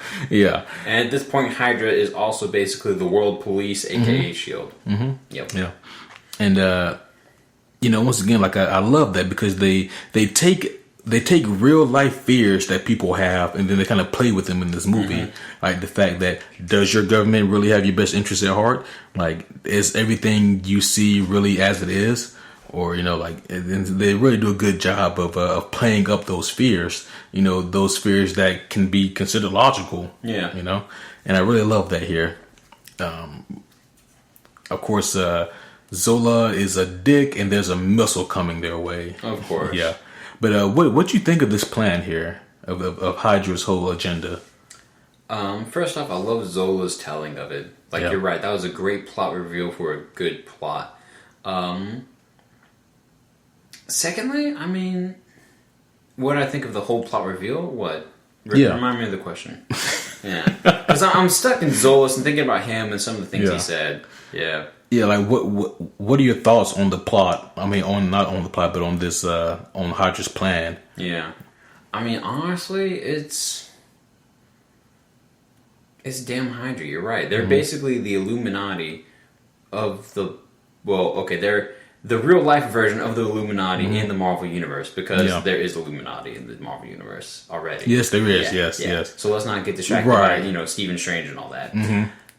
Going back to the point, I mean, it's a scary thought that such an organization with so many secrets and hidden layers can have so many actions being put into place, especially ones in this fictional story, such as, we're gonna, using the earlier phrases we've been using, holding a gun to the world, Yeah. In this case, they've already built the damn guns, and they're big, you know? And all they need now is to actually, cock it and aim it. Yeah. And at this point, they're already primed to do that. Right. And that's the scary thought. That's the reality of this plot, which is oh shit, we're coming when the computer's at 90% loaded. We only have 10% go until this whole thing's going. We're late to this. This has been in the works for years. Oh, yeah. Yeah. For technically 70 years. Over 70 years now, yeah. And the scariness of that plot and the power of how it's already coming to such a completion was so cool to witness. It wasn't the plot being thought up of mid-movie by some villain who's just basically doing his thing while at the same time, this hero's trying to do their thing and they happen to coincide or whatever. No. Captain's here, he's doing the cool shit, he's doing what he thinks is the right thing, then all of a sudden, the same point I'm helping out here, they've been doing this background stuff. Gosh, here's this big-ass weapon. Yeah. I love this reveal, man, because for a couple of reasons. One, in the meta sense, it was a good reveal because he's not just telling us the plan for no reason. He's telling that because in Zola's mind, it's not going to matter. There's a missile coming your way now. Right. I'm just distracting you. Yeah. Oh, I gotta admit, I've been wasting time. Yeah. What was how do you say it? I've been stalling. Yeah. Something like that. Something like that. Yeah. And also I love the fact that once again they play on real life fears because corruption does run deep in a lot of powerful organizations. Yeah. And a lot of times corruption is kind of like a tumorous cancer. Like you want to cut that tumor out, but you can't be assured that you got it all. You know right, what I mean? Exactly. Yeah. There's always going to be something left over. Right. Hopefully in the case of a tumor extraction, there's nothing left over. Yeah. Good luck on that if that's the case. Right. Yeah. But no, in the point of what you're saying, exactly. Yeah. They narrowly survived this missile strike by like hiding under a grate, and they narrowly escape. At this point now, they're having a hard time. Even Cap is disoriented after this missile strike. Surprisingly, Black Widow even lived. Yeah. And the next place they go to, Steve goes and visits like the only person he has, and that really goes to show just how alone and lonely Steve is. Yeah. Who else does he have? Not really anyone. Yeah. He goes to Sam Wilson's place, and it's like, listen, we are technically enemies of the state. You're the only person I could think of to come see. And Sam's like, hell yeah, man, come in. Yeah. Because that's the thing. Like, if you can't trust Captain America, then who can you trust? Basically, yeah. Yeah. And Sam put it so well later on. Like, Cap's like, look, I'm sorry, I can't rope you back in like this. Are you kidding me? Captain America asking you to come back in is the only way to come back in. Yeah. Yeah. He's right. Like, what do you do when not your country, but Captain America asks you to come back? And right. You're just like, I cannot say no to you. Let's go. Yeah. I also really love the plot development here for Black Widow because she's taken this arguably even harder than Steve is, because she left the KGB to join SHIELD, which she thought was a good cause. Right. And now here SHIELD is just as corrupt, more corrupt. Right. She just went from one to another. Yeah, from one evil to another, yeah. And so she's trying to figure out, like, well, what's even the point, you know what I mean? So she's having a hard time with that. And it was nice seeing that emotional growth for her character. Right, It makes sense. Also, Falcon, this is when he explains that, so what me and my wingman flew in, it wasn't a jet. Right. It was a wingsuit. I didn't say pilot. You said pilot. Yeah. Yeah. That whole bit. Yeah, that whole bit there.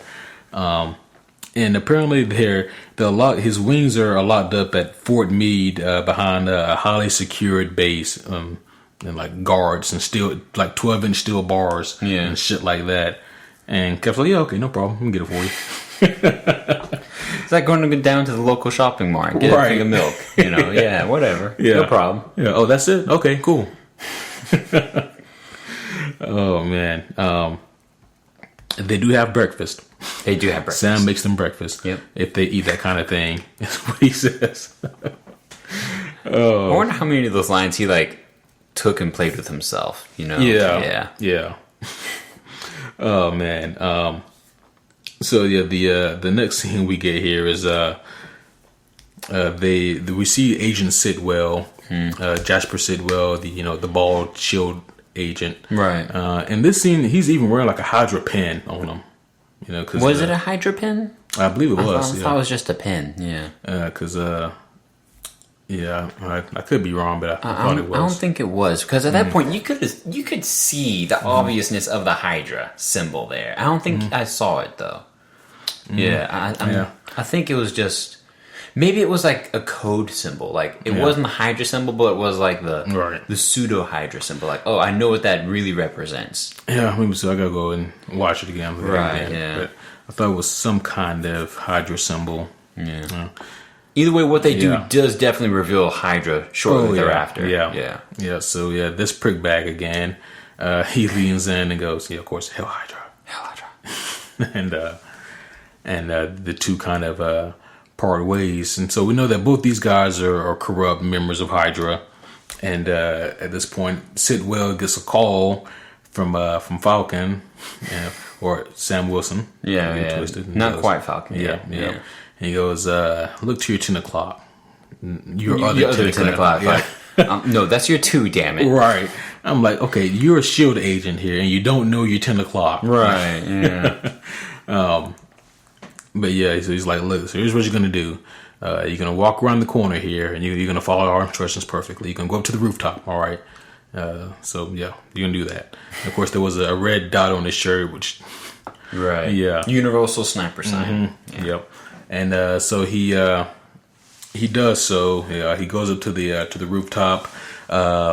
He doesn't want to talk, Black Widow pushes him off the rooftop. And this is when we get the Falcon reveal, man. Oh, yeah. I mean, it was good. It was a good reveal. Because at first it was like, I can't believe Steve Rogers just let Black Widow right? push and notice, after the push, she's just like... So what about Tracy with the lip piercing? Yeah, the one with the lip piercing? I don't know if I'm ready for that. Yeah. Yep. And at this point, Sitwell is promptly rescued by Falcon. Sam Wilson now has his wings back now. These things look badass. They do. I was wondering how they would come off in the movie, versus the comic book, and they do look different, but appropriately so. Yeah, they look good. They do look good. They look really good, and they were really fun to watch. And at this point, Agent Sitwell, he's freaking out like he should be. Yeah, like he almost died, and then a flying man caught him. That's a pretty good interrogation technique. Yeah, it is. It is. And at this point, they're like, so what is this whole plan of S.H.I.E.L.D.? And he begins to explain to them about Zola's algorithm and about how they use people's past to determine their future and what their moves are going to be. And he's like, this is how we predict people like Bruce Banner, Dr. or Stephen Strange. I wrote that down. Yeah. I'm sitting there thinking, like, wait a minute, what's the timeline here now? Yeah. When did old Steve come along? Yeah, that's a good question, and I'm not gonna lie. Like the timeline for Doctor Strange is I'm iffy on it. Right, like they put the movie in this arc, but it definitely was a timeline that started back in this arc. It had to have been something like that. I mean, it had to have been.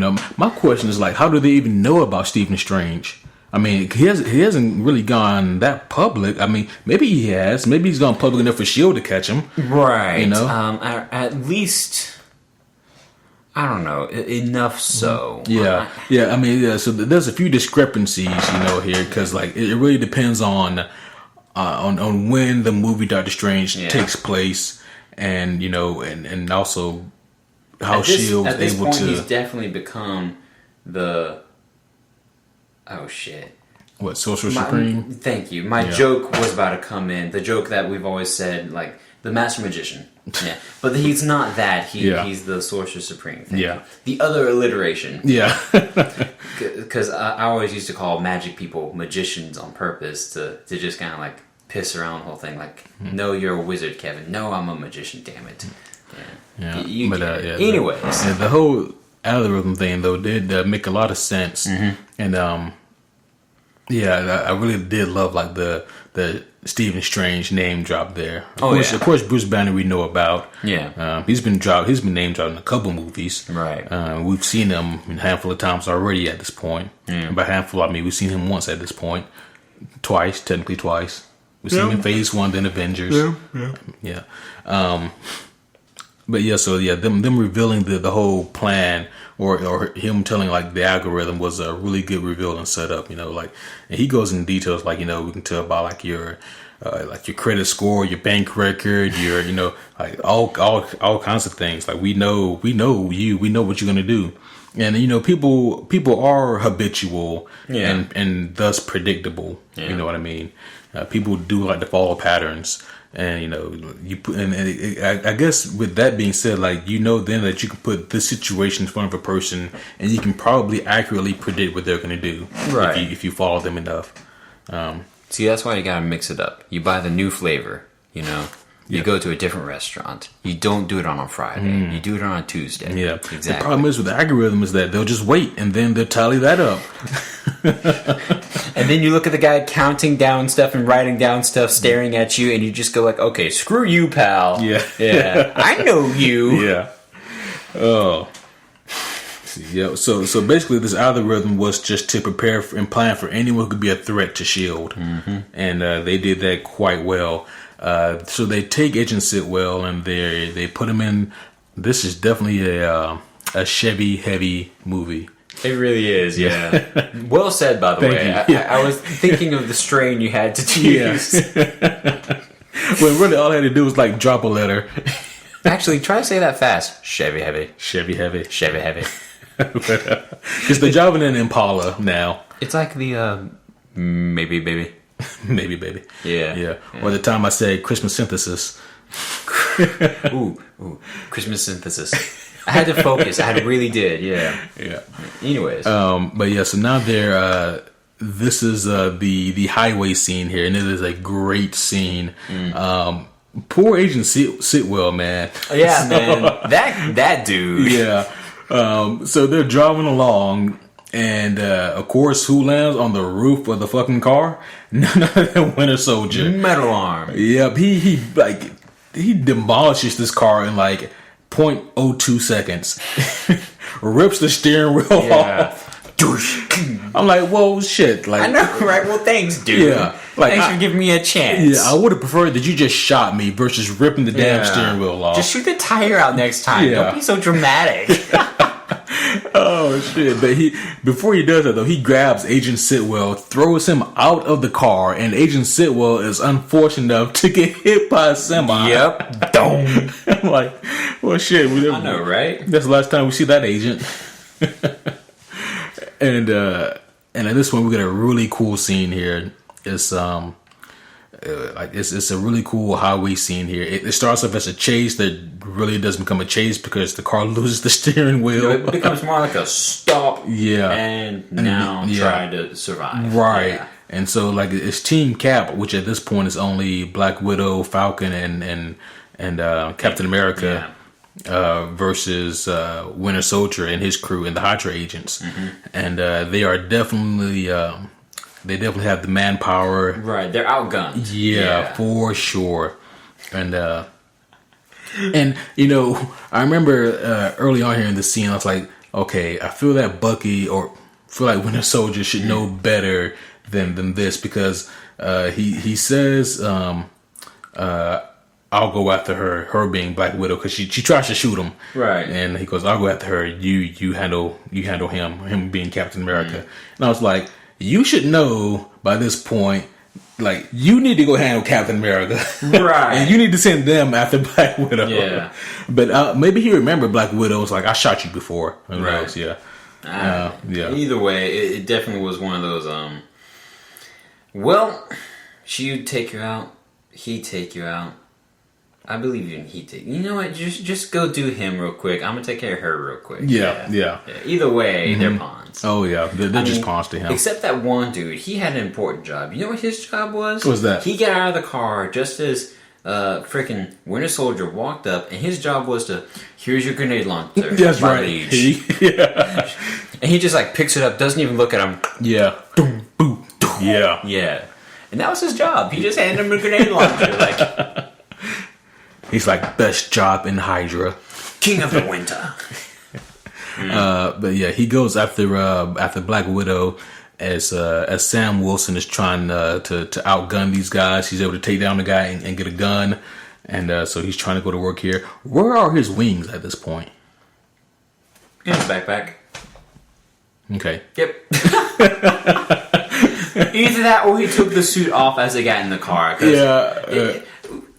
You were a student. You don't put your backpack on and go sit in your chair. You take that off. Yeah, you are correct. Yeah. I think I would go for those wings, though. Yeah, if I could. No. Yeah. I mean, he had the gun, too, so it's like, all right, that's cool. That's cool. But you're not as mobile. Imagine flying with the gun. Oh, but then there was that dude with that huge... Oh, that's a contradiction. That huge minigun. Like, I thought about it, and it's like, oh, that's a contradiction. Yeah. I'm waiting for it. Yeah. That's ironic. Yeah. Anyways, but no, he had that freaking spinning minigun. Oh, yeah, that thing was... And those dudes always have to stand wide. Notice he was on that car just like, two shoulder width spread. Just like, yeah. It makes sense. You have to brace yourself to use a gun like that. Oh, yeah. You have to make room for all those shells just spitting out, right. Yeah. You're a fire hose of bullets and brass. If only it was a little bit lighter and easier for that guy to carry, maybe he could try to aim for Steve's legs. That was a point I wrote down, too. Yeah. Why the hell did he not go like, oh, gosh... and just like let it drop a little bit. Because obviously shooting his shield is not working. Exactly. Like at that point, you could have at least put a bullet in his kneecap or something. Something, yeah. In Cap's kneecap. In Cap's cap. Cap. Maybe. We're gonna have a list of these. That's right. Chevy heavy. Christmas synthesis. I'm proud of it. Yeah. But yeah, so Steve was able to take down the guy with the minigun. I'm disappointed in him. Not Cap, the other dude. Oh, yeah.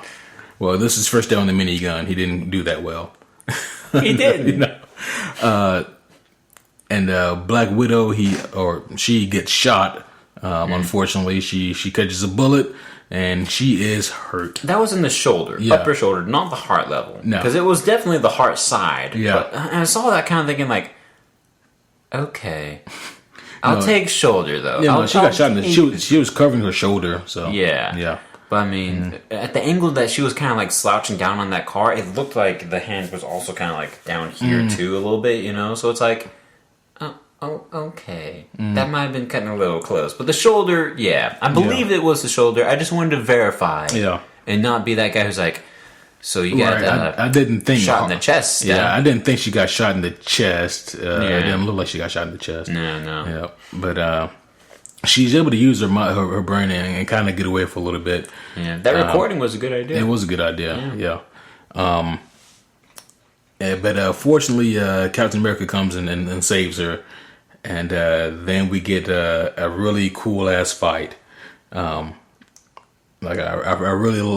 really enjoyed this fight here. Like it was intense. Like damn, the choreography and like the knife play. This is what I was talking about beforehand, where it's like you felt the punches, the intensity and the shock of them was just like doom. Oh gosh, Yeah. I mean, like it was just back and forth, man. Like you don't have a time to breathe watching this fight. No. It was so well done, and the Russos did such a good job of once again making Winter Soldier like this. Once again, this Terminator-esque threat, and I guess that makes Captain America. What was his name? Or John? That makes him John Connor. John. Yeah. But yeah, it was super fun to watch, man, and like it was just a really well done fight scene. Because like they were just going blow for blow, and like everything they did made sense. You know what I mean? Right. Yeah. Like it was a really fun fight scene to watch, man. Like, and I actually watched it a couple times. It was really fun. Yeah. Yeah. This is definitely one of my favorite fights in the MCU. Oh geez, one day we're gonna have to rank these fights. But yeah. That is not today. Today is not that day. Today is not that day. Oh man, but it ends with Cap getting like the face mask off of Bucky or off of Winter Soldier, realizing, holy shit, Bucky, and he's like, who the hell is Bucky? I know, right? Yeah, I loved that. Yeah, like, who the hell's that? Yeah, and at this point, Team Cap they get arrested, they get taken down, and as they're being taken away. In the back of this van here, there's two guards who are making sure that they're doing well, and they pull the old Dark Knight, where one of them is actually a good guy instead of it being Commissioner Gordon. Suspense. Who was it? I had to sneeze, people. Yeah. Quick side note here: it does work if you push your tongue to the roof of if you put your tongue to the roof of your mouth when you have to sneeze. I knew what that look was. Yes, it worked. Like I had to push hard, but it worked. Like you're punching the back of your teeth almost with your tongue. You're right. Yeah. Okay. Yeah. Good to know, buddy. Yeah. You heard it here, folks. Yeah. Try it yourself. Remember that next time. But yeah, come to find out, it is Maria Hill, and she takes down the other guard, and she's like, "Who the hell is this guy?" This guy being Falcon. Mm-hmm. And then they use the same trick Nick Fury used to escape. They burn a hole through the car under the ground to escape. And at this point, we speaking of Nick Fury, they go back to like this underground shield base, and they go visit the man himself, Nick Fury. he's got a laundry list of injuries, but he's still alive. Yeah, and a collapsed lung. Don't forget that. Don't forget the collapsed lung. Yeah. It was great to see Nick Fury again. To see him alive and well and all that. No, I guess he's alive. I don't know if well is the right word. Not the term. Yeah. No. And on top of that, he's blind now in one of his eyes. He's surviving. Yeah. So yeah, they get together and they come up with they got to come up with a game plan, and Fury is basically like, okay, look, these helicarriers are gonna go up really soon, and the only chance we have is if we have to get onto each of these helicarriers and replace one of the chips with these faulty targeting systems. That way they don't sync up with the satellites. That way these giant ass helicarriers don't kill 1 million people. Literally. Yeah. Like, that was the plan here. Is that they were going to use these ships to wipe out 1 million people. 20 was it 20 million? Oh, yeah. 20 wow. million. 20 million, yeah. That's a people. That is. And these ships were capable for sure. But yeah, so that's the plan. They have to get on all 3 of these helicarriers and disable these targeting functions with the faulty disk. And so yeah, I mean, shit, that's gonna be hard to do. But Team Cap, Go Team Cap. Yeah. The next thing we see is Bucky, and Bucky, he's confused as hell. They're trying to debrief him. He's not really talking. Alexander Pierce goes to visit him, and he's like, "What the hell, man? It's supposed to be my killing machine." But he ends up getting his brain wiped again. Alexander Pierce just says, wipe him again, wipe his brain. Wipe him and start over. Yeah, start all over. Like, shit. I wish at this point they had the Men in Black technology for him. Because this poor bastard goes through trauma every time. He forgets it, but he goes through it. Yeah. I forgot to mention the scene earlier where Bucky goes and he's inside Alexander's house. He's inside Pierce's house. Oh, that poor maid. Yeah. The maid gets shot and he torments Bucky. And this is a really cool moment that I didn't think about until after I had seen it in theaters. But as soon as he sees Bucky sitting there, he's kind of startled a little bit, but not really. Right. And then he's like, "Oh, you want some milk? Yeah, I want some milk." Yeah. And it's a dickish thing to do because Bucky can't accept yes or no. Like, he's only there to follow orders. He's there because he was told to be there. Yeah. He's only there to follow orders. That's why when the maid showed up, he didn't just automatically kill her. That's not his target. That's not his mission. And Pierce did it. But yes, him asking Bucky if he wanted milk was just like kind of a dick thing to do because maybe the man really did want milk. Okay? Exactly. Maybe he's like, man, I haven't had milk in some daggum years. I haven't had milk since 1945. Since the before times I don't remember. Yeah. Don't ask me how I know it's been that long since I had milk. What the hell is milk? Oh shit. Oh man, this thing is getting long. Let's bring it on home here. Oh gosh, how long are we? Oh no, almost 2 hours. Shit. Yeah, we're not even at the ending. We're not even at the end. It's an over 2 hour movie. It is. It's like you can literally listen to our review podcast as you watch the movies. Exactly. That's what we need to do next. Live commentary. Maybe they'll be shorter that way. Yup. Oh shit. But yeah. Anyway, so Bucky gets his brain wiped again. Poor Bucky. Wow. And once the helicarriers launch and they sync with the satellite, it's just gonna hit the fan and 20 million people are gonna die. But before they head out for this final arc on their mission, Steve has another flashback, and it's a really cool flashback here. We see Steve and Bucky coming home from Steve's mom's funeral. Yeah. And Bucky's like, "Look, man, like you don't have to stay here by yourself. You can come stay with me. It'll be fine." Yeah. And Steve's like, "Listen, Bucky, I appreciate it, but I don't need to, man. I'm fine here." And Bucky says, "Well, I know that you don't need to, but you don't have to be here by yourself." Right. Just really showing like that friendship there. Yeah. And he goes, I'm with you to the end of the line, pal. That's what Bucky says to Cap. And they're showing that true camaraderie. It's like, man, that's real deep. That's friendship. I wouldn't do that for Kevin. I wouldn't. What the shit, dude? What the? I'm kidding. Jeez. I'm gonna go flip your couch. Good luck. It's a big couch.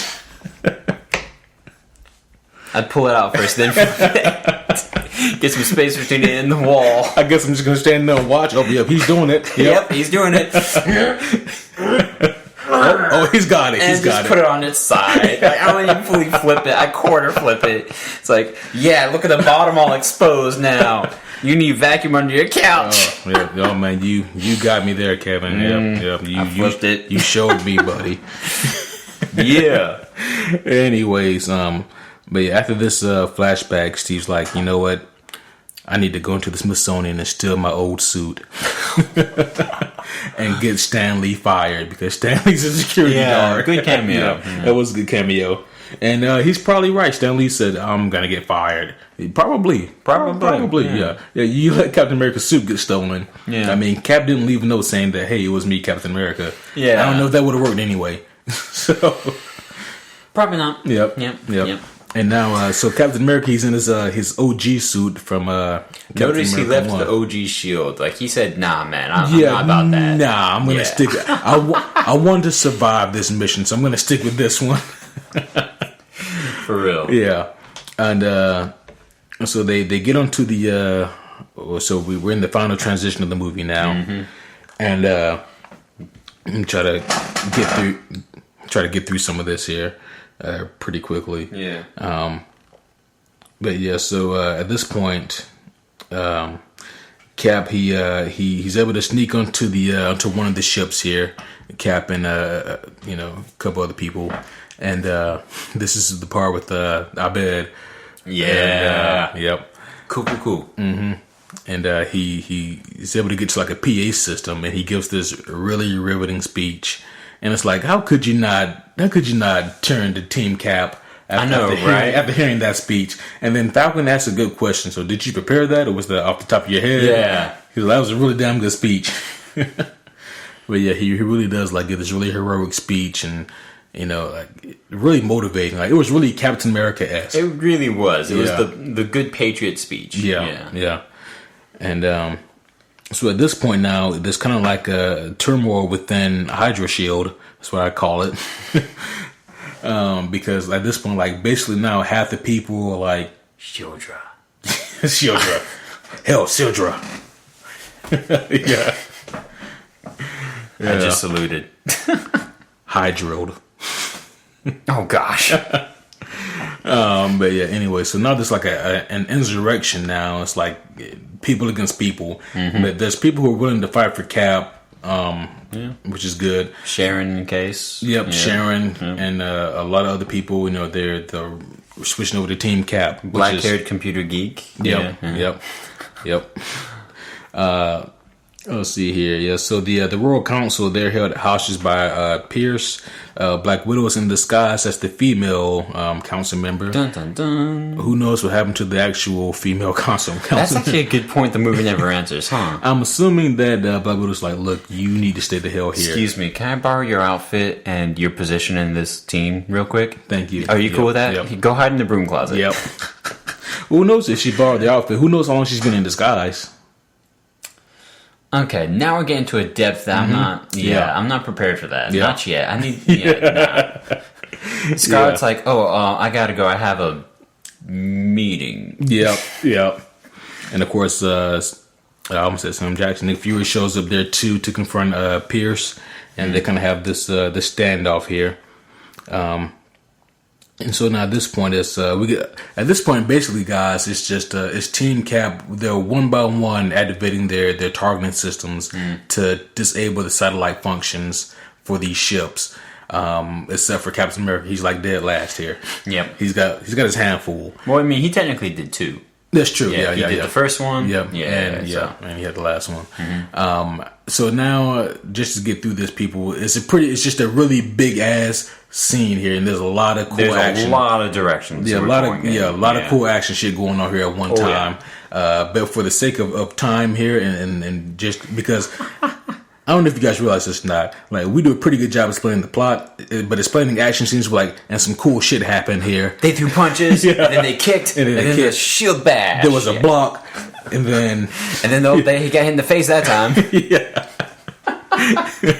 But no, the action scene was very much part of the huge climax of this movie. Yeah. Like, it's all one going on. Yeah, it's all one giant connected action set piece here. Like, there's the part with Falcon, and he's flying around doing his cool shit. Yeah, and he gets grounded.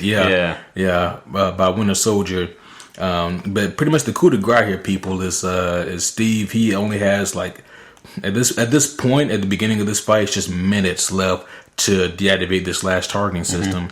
But he and Bucky are going at it, and it's a hard fought fight for sure. Like, and it's not easy. Eventually, he's able to get Bucky trapped in like the sleep hold because Steve has been watching MMA. He has been watching Ultimate Fighter, right? Yeah. And he's able to temporarily put Bucky to sleep. He goes in. He gets shot like 3 times? 3 times. Yeah. And he's finally able to get his disabling chip in there, like at the very last second. Oh no, well after. Like the targeting system at that point was 0. Oh cool, let's warm up the gun. We're gonna fire off so many bullets. Oh shit, all the targeting left. Yep. Yeah. Like it was like mid like aiming the gun. Yeah. All I thought was just still like prepping once it hit 0 was gonna fire. Anyway, so point is though, Cap made it just in the nick of time. Yeah. And at this point here, he's shot to hell. He's beat to hell. Bucky, he's trapped. And these satellites are going down, and Cap is. I mean, these helicarriers are going down, and Cap is still on. Like all the helicarriers shot at each other, Yeah. put each other out of the air, thus killing the whole Alexander Price plot. Pierce, excuse me. Yeah. And then now Cap is like, oh, well, there's my friend. Yep. And at this point, Alexander Pierce, he also gets shot by Nick Fury. Gets gunned down. So. Yeah, appropriately so. Who came back and revealed that he was alive, by the way. Yeah. Yep. And I mentioned earlier that Nick Fury came in to join the party. Cool. Yeah. So Cap goes to save Bucky. He gets that giant beam off of him, and Bucky goes right back into Winter Soldier mode, and but Cap's not fighting back. And he drops the shield. Yeah, he dropped the shield down.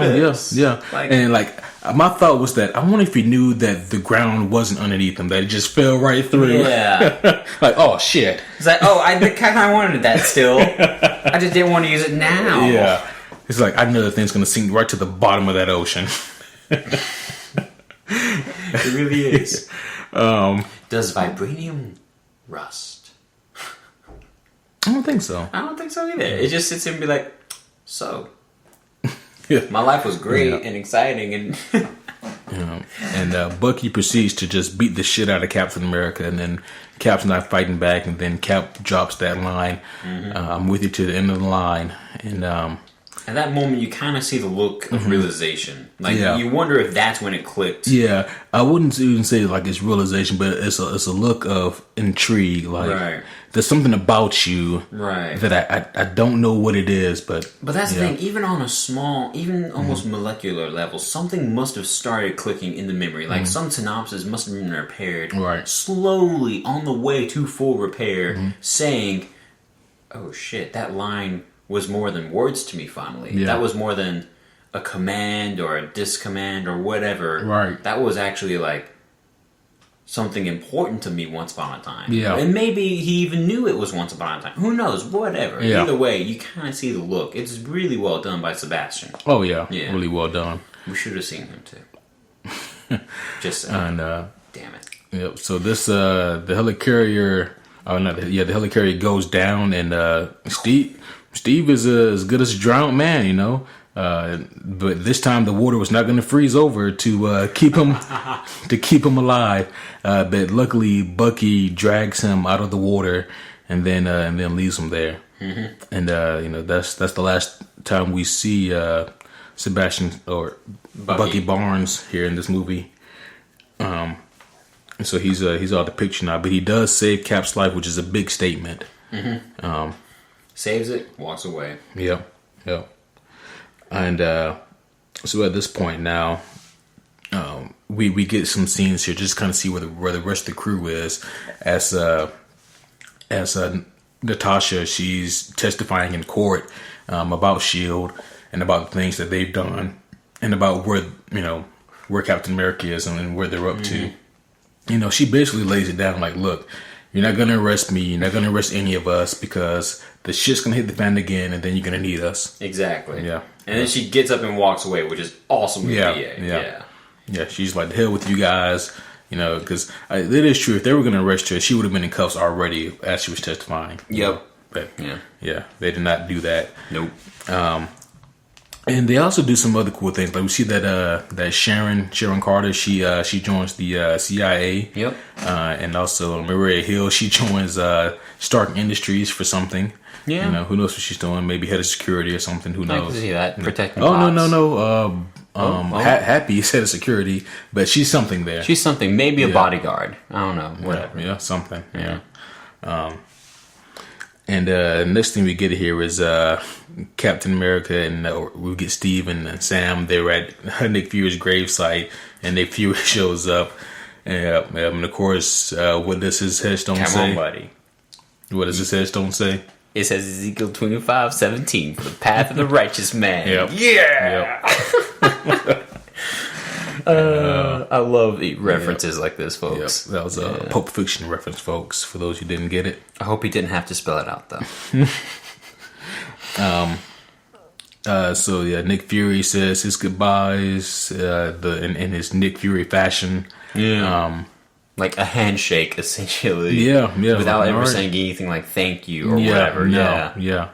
And Cap gets a file from Natasha on Winter Soldier. And, those two say their goodbyes.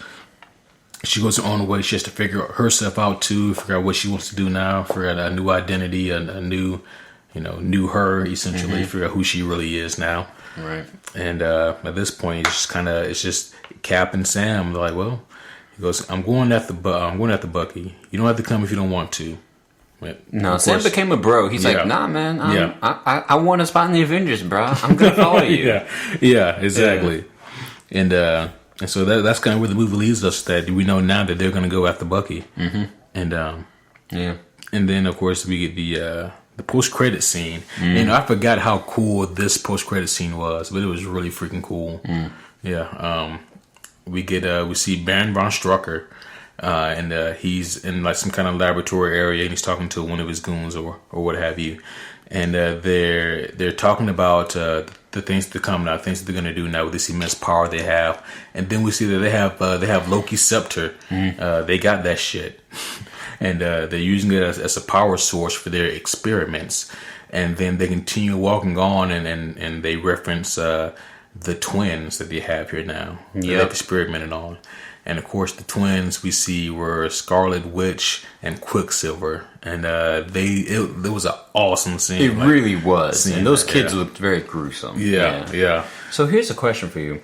Now, connect the pieces for me here, because I didn't realize this in watching these movies at such a separate time frame.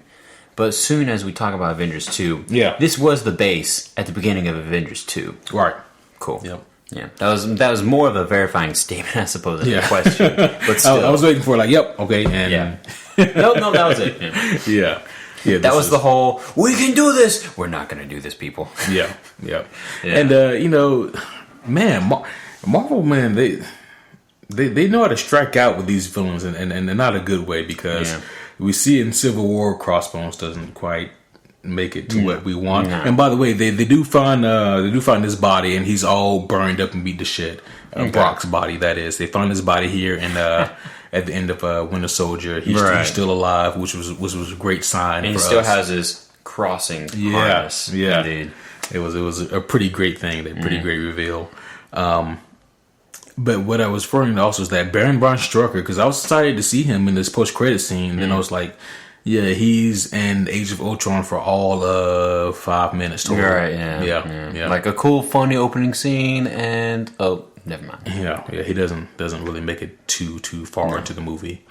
What'd you think of Alexander Pierce?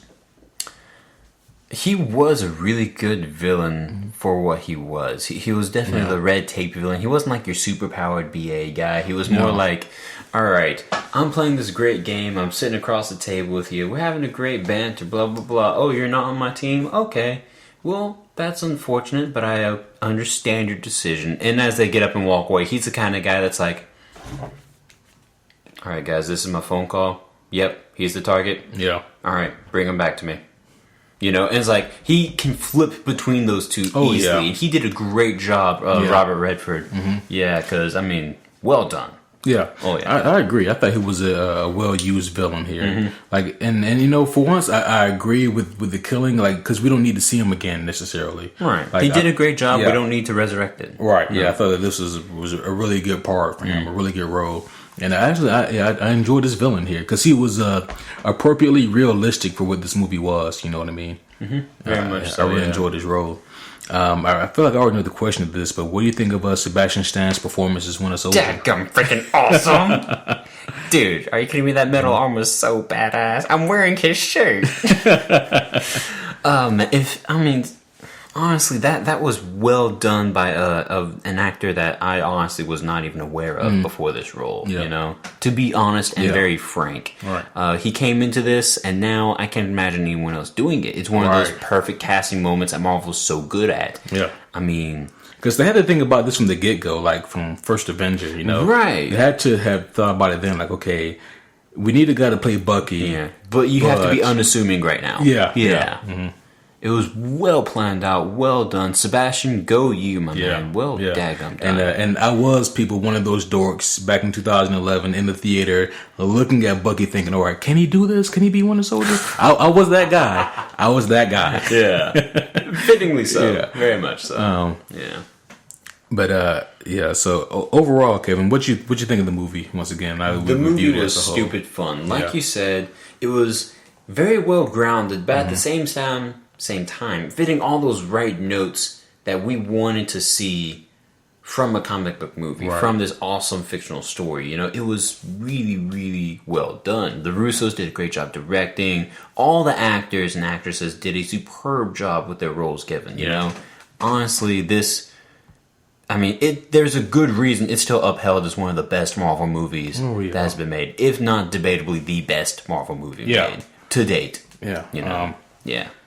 Yeah, I agree. Absolutely. Like I think it has a fantastic pacing. It has some of the best action in it, just because a lot of the action per se, like especially like a lot of the combat action, isn't CGI. A lot of that is practical effects, right? And but it's not just the action and the cool fight scenes that set it apart. It's the villains, of course. Alexander Pierce is good, but Winter Soldier, as far as the villains go, he did such a phenomenal job of once again being this Terminator-esque character who goes in and gets shits done, and you can tell that he's not all there, mentally, but he's trying to come around. But it was just still a performance by him. Once again, I love Chris Evans as Captain America. Oh yeah, it's gonna be sad to see him go. Oh yeah. Scarlett Johansson did a great job again as a Black Widow, and then we also got introduced to Sam Wilson, played by Anthony Mackie. He did a phenomenal job as well. Freaking hilarious! Yeah, you can tell he had a lot of fun with the role. Oh yeah, he's a bro. Oh yeah, yeah. And yeah, to me, this just had one of the best plots in a Marvel movie, man. I just really once again loved pretty much everything that this plot had to offer, and the way that it was portrayed, and the way that once again you said this movie was grounded more so in reality versus other ones, and it was still fun all at the same time. Oh yeah, and that's why my ultimate score of this movie is 9.5 out of 10, man. 9.5 out of 10. Yeah, no other Marvel movie to me touched this. The closest that we reviewed up to this point is Avengers with a 9 and Iron Man 1 with a 9 for me. But yeah, this just stands a head above them for me. Very awesome. Yep. And that's Winter Soldier, folks. Hey, whoa, what do you give it? Oh yeah, duh. Yeah, of course my rating. I still thoroughly enjoyed the movie, very much so. I was thinking a 9.2. Yeah. Gotcha. Yeah, very much so.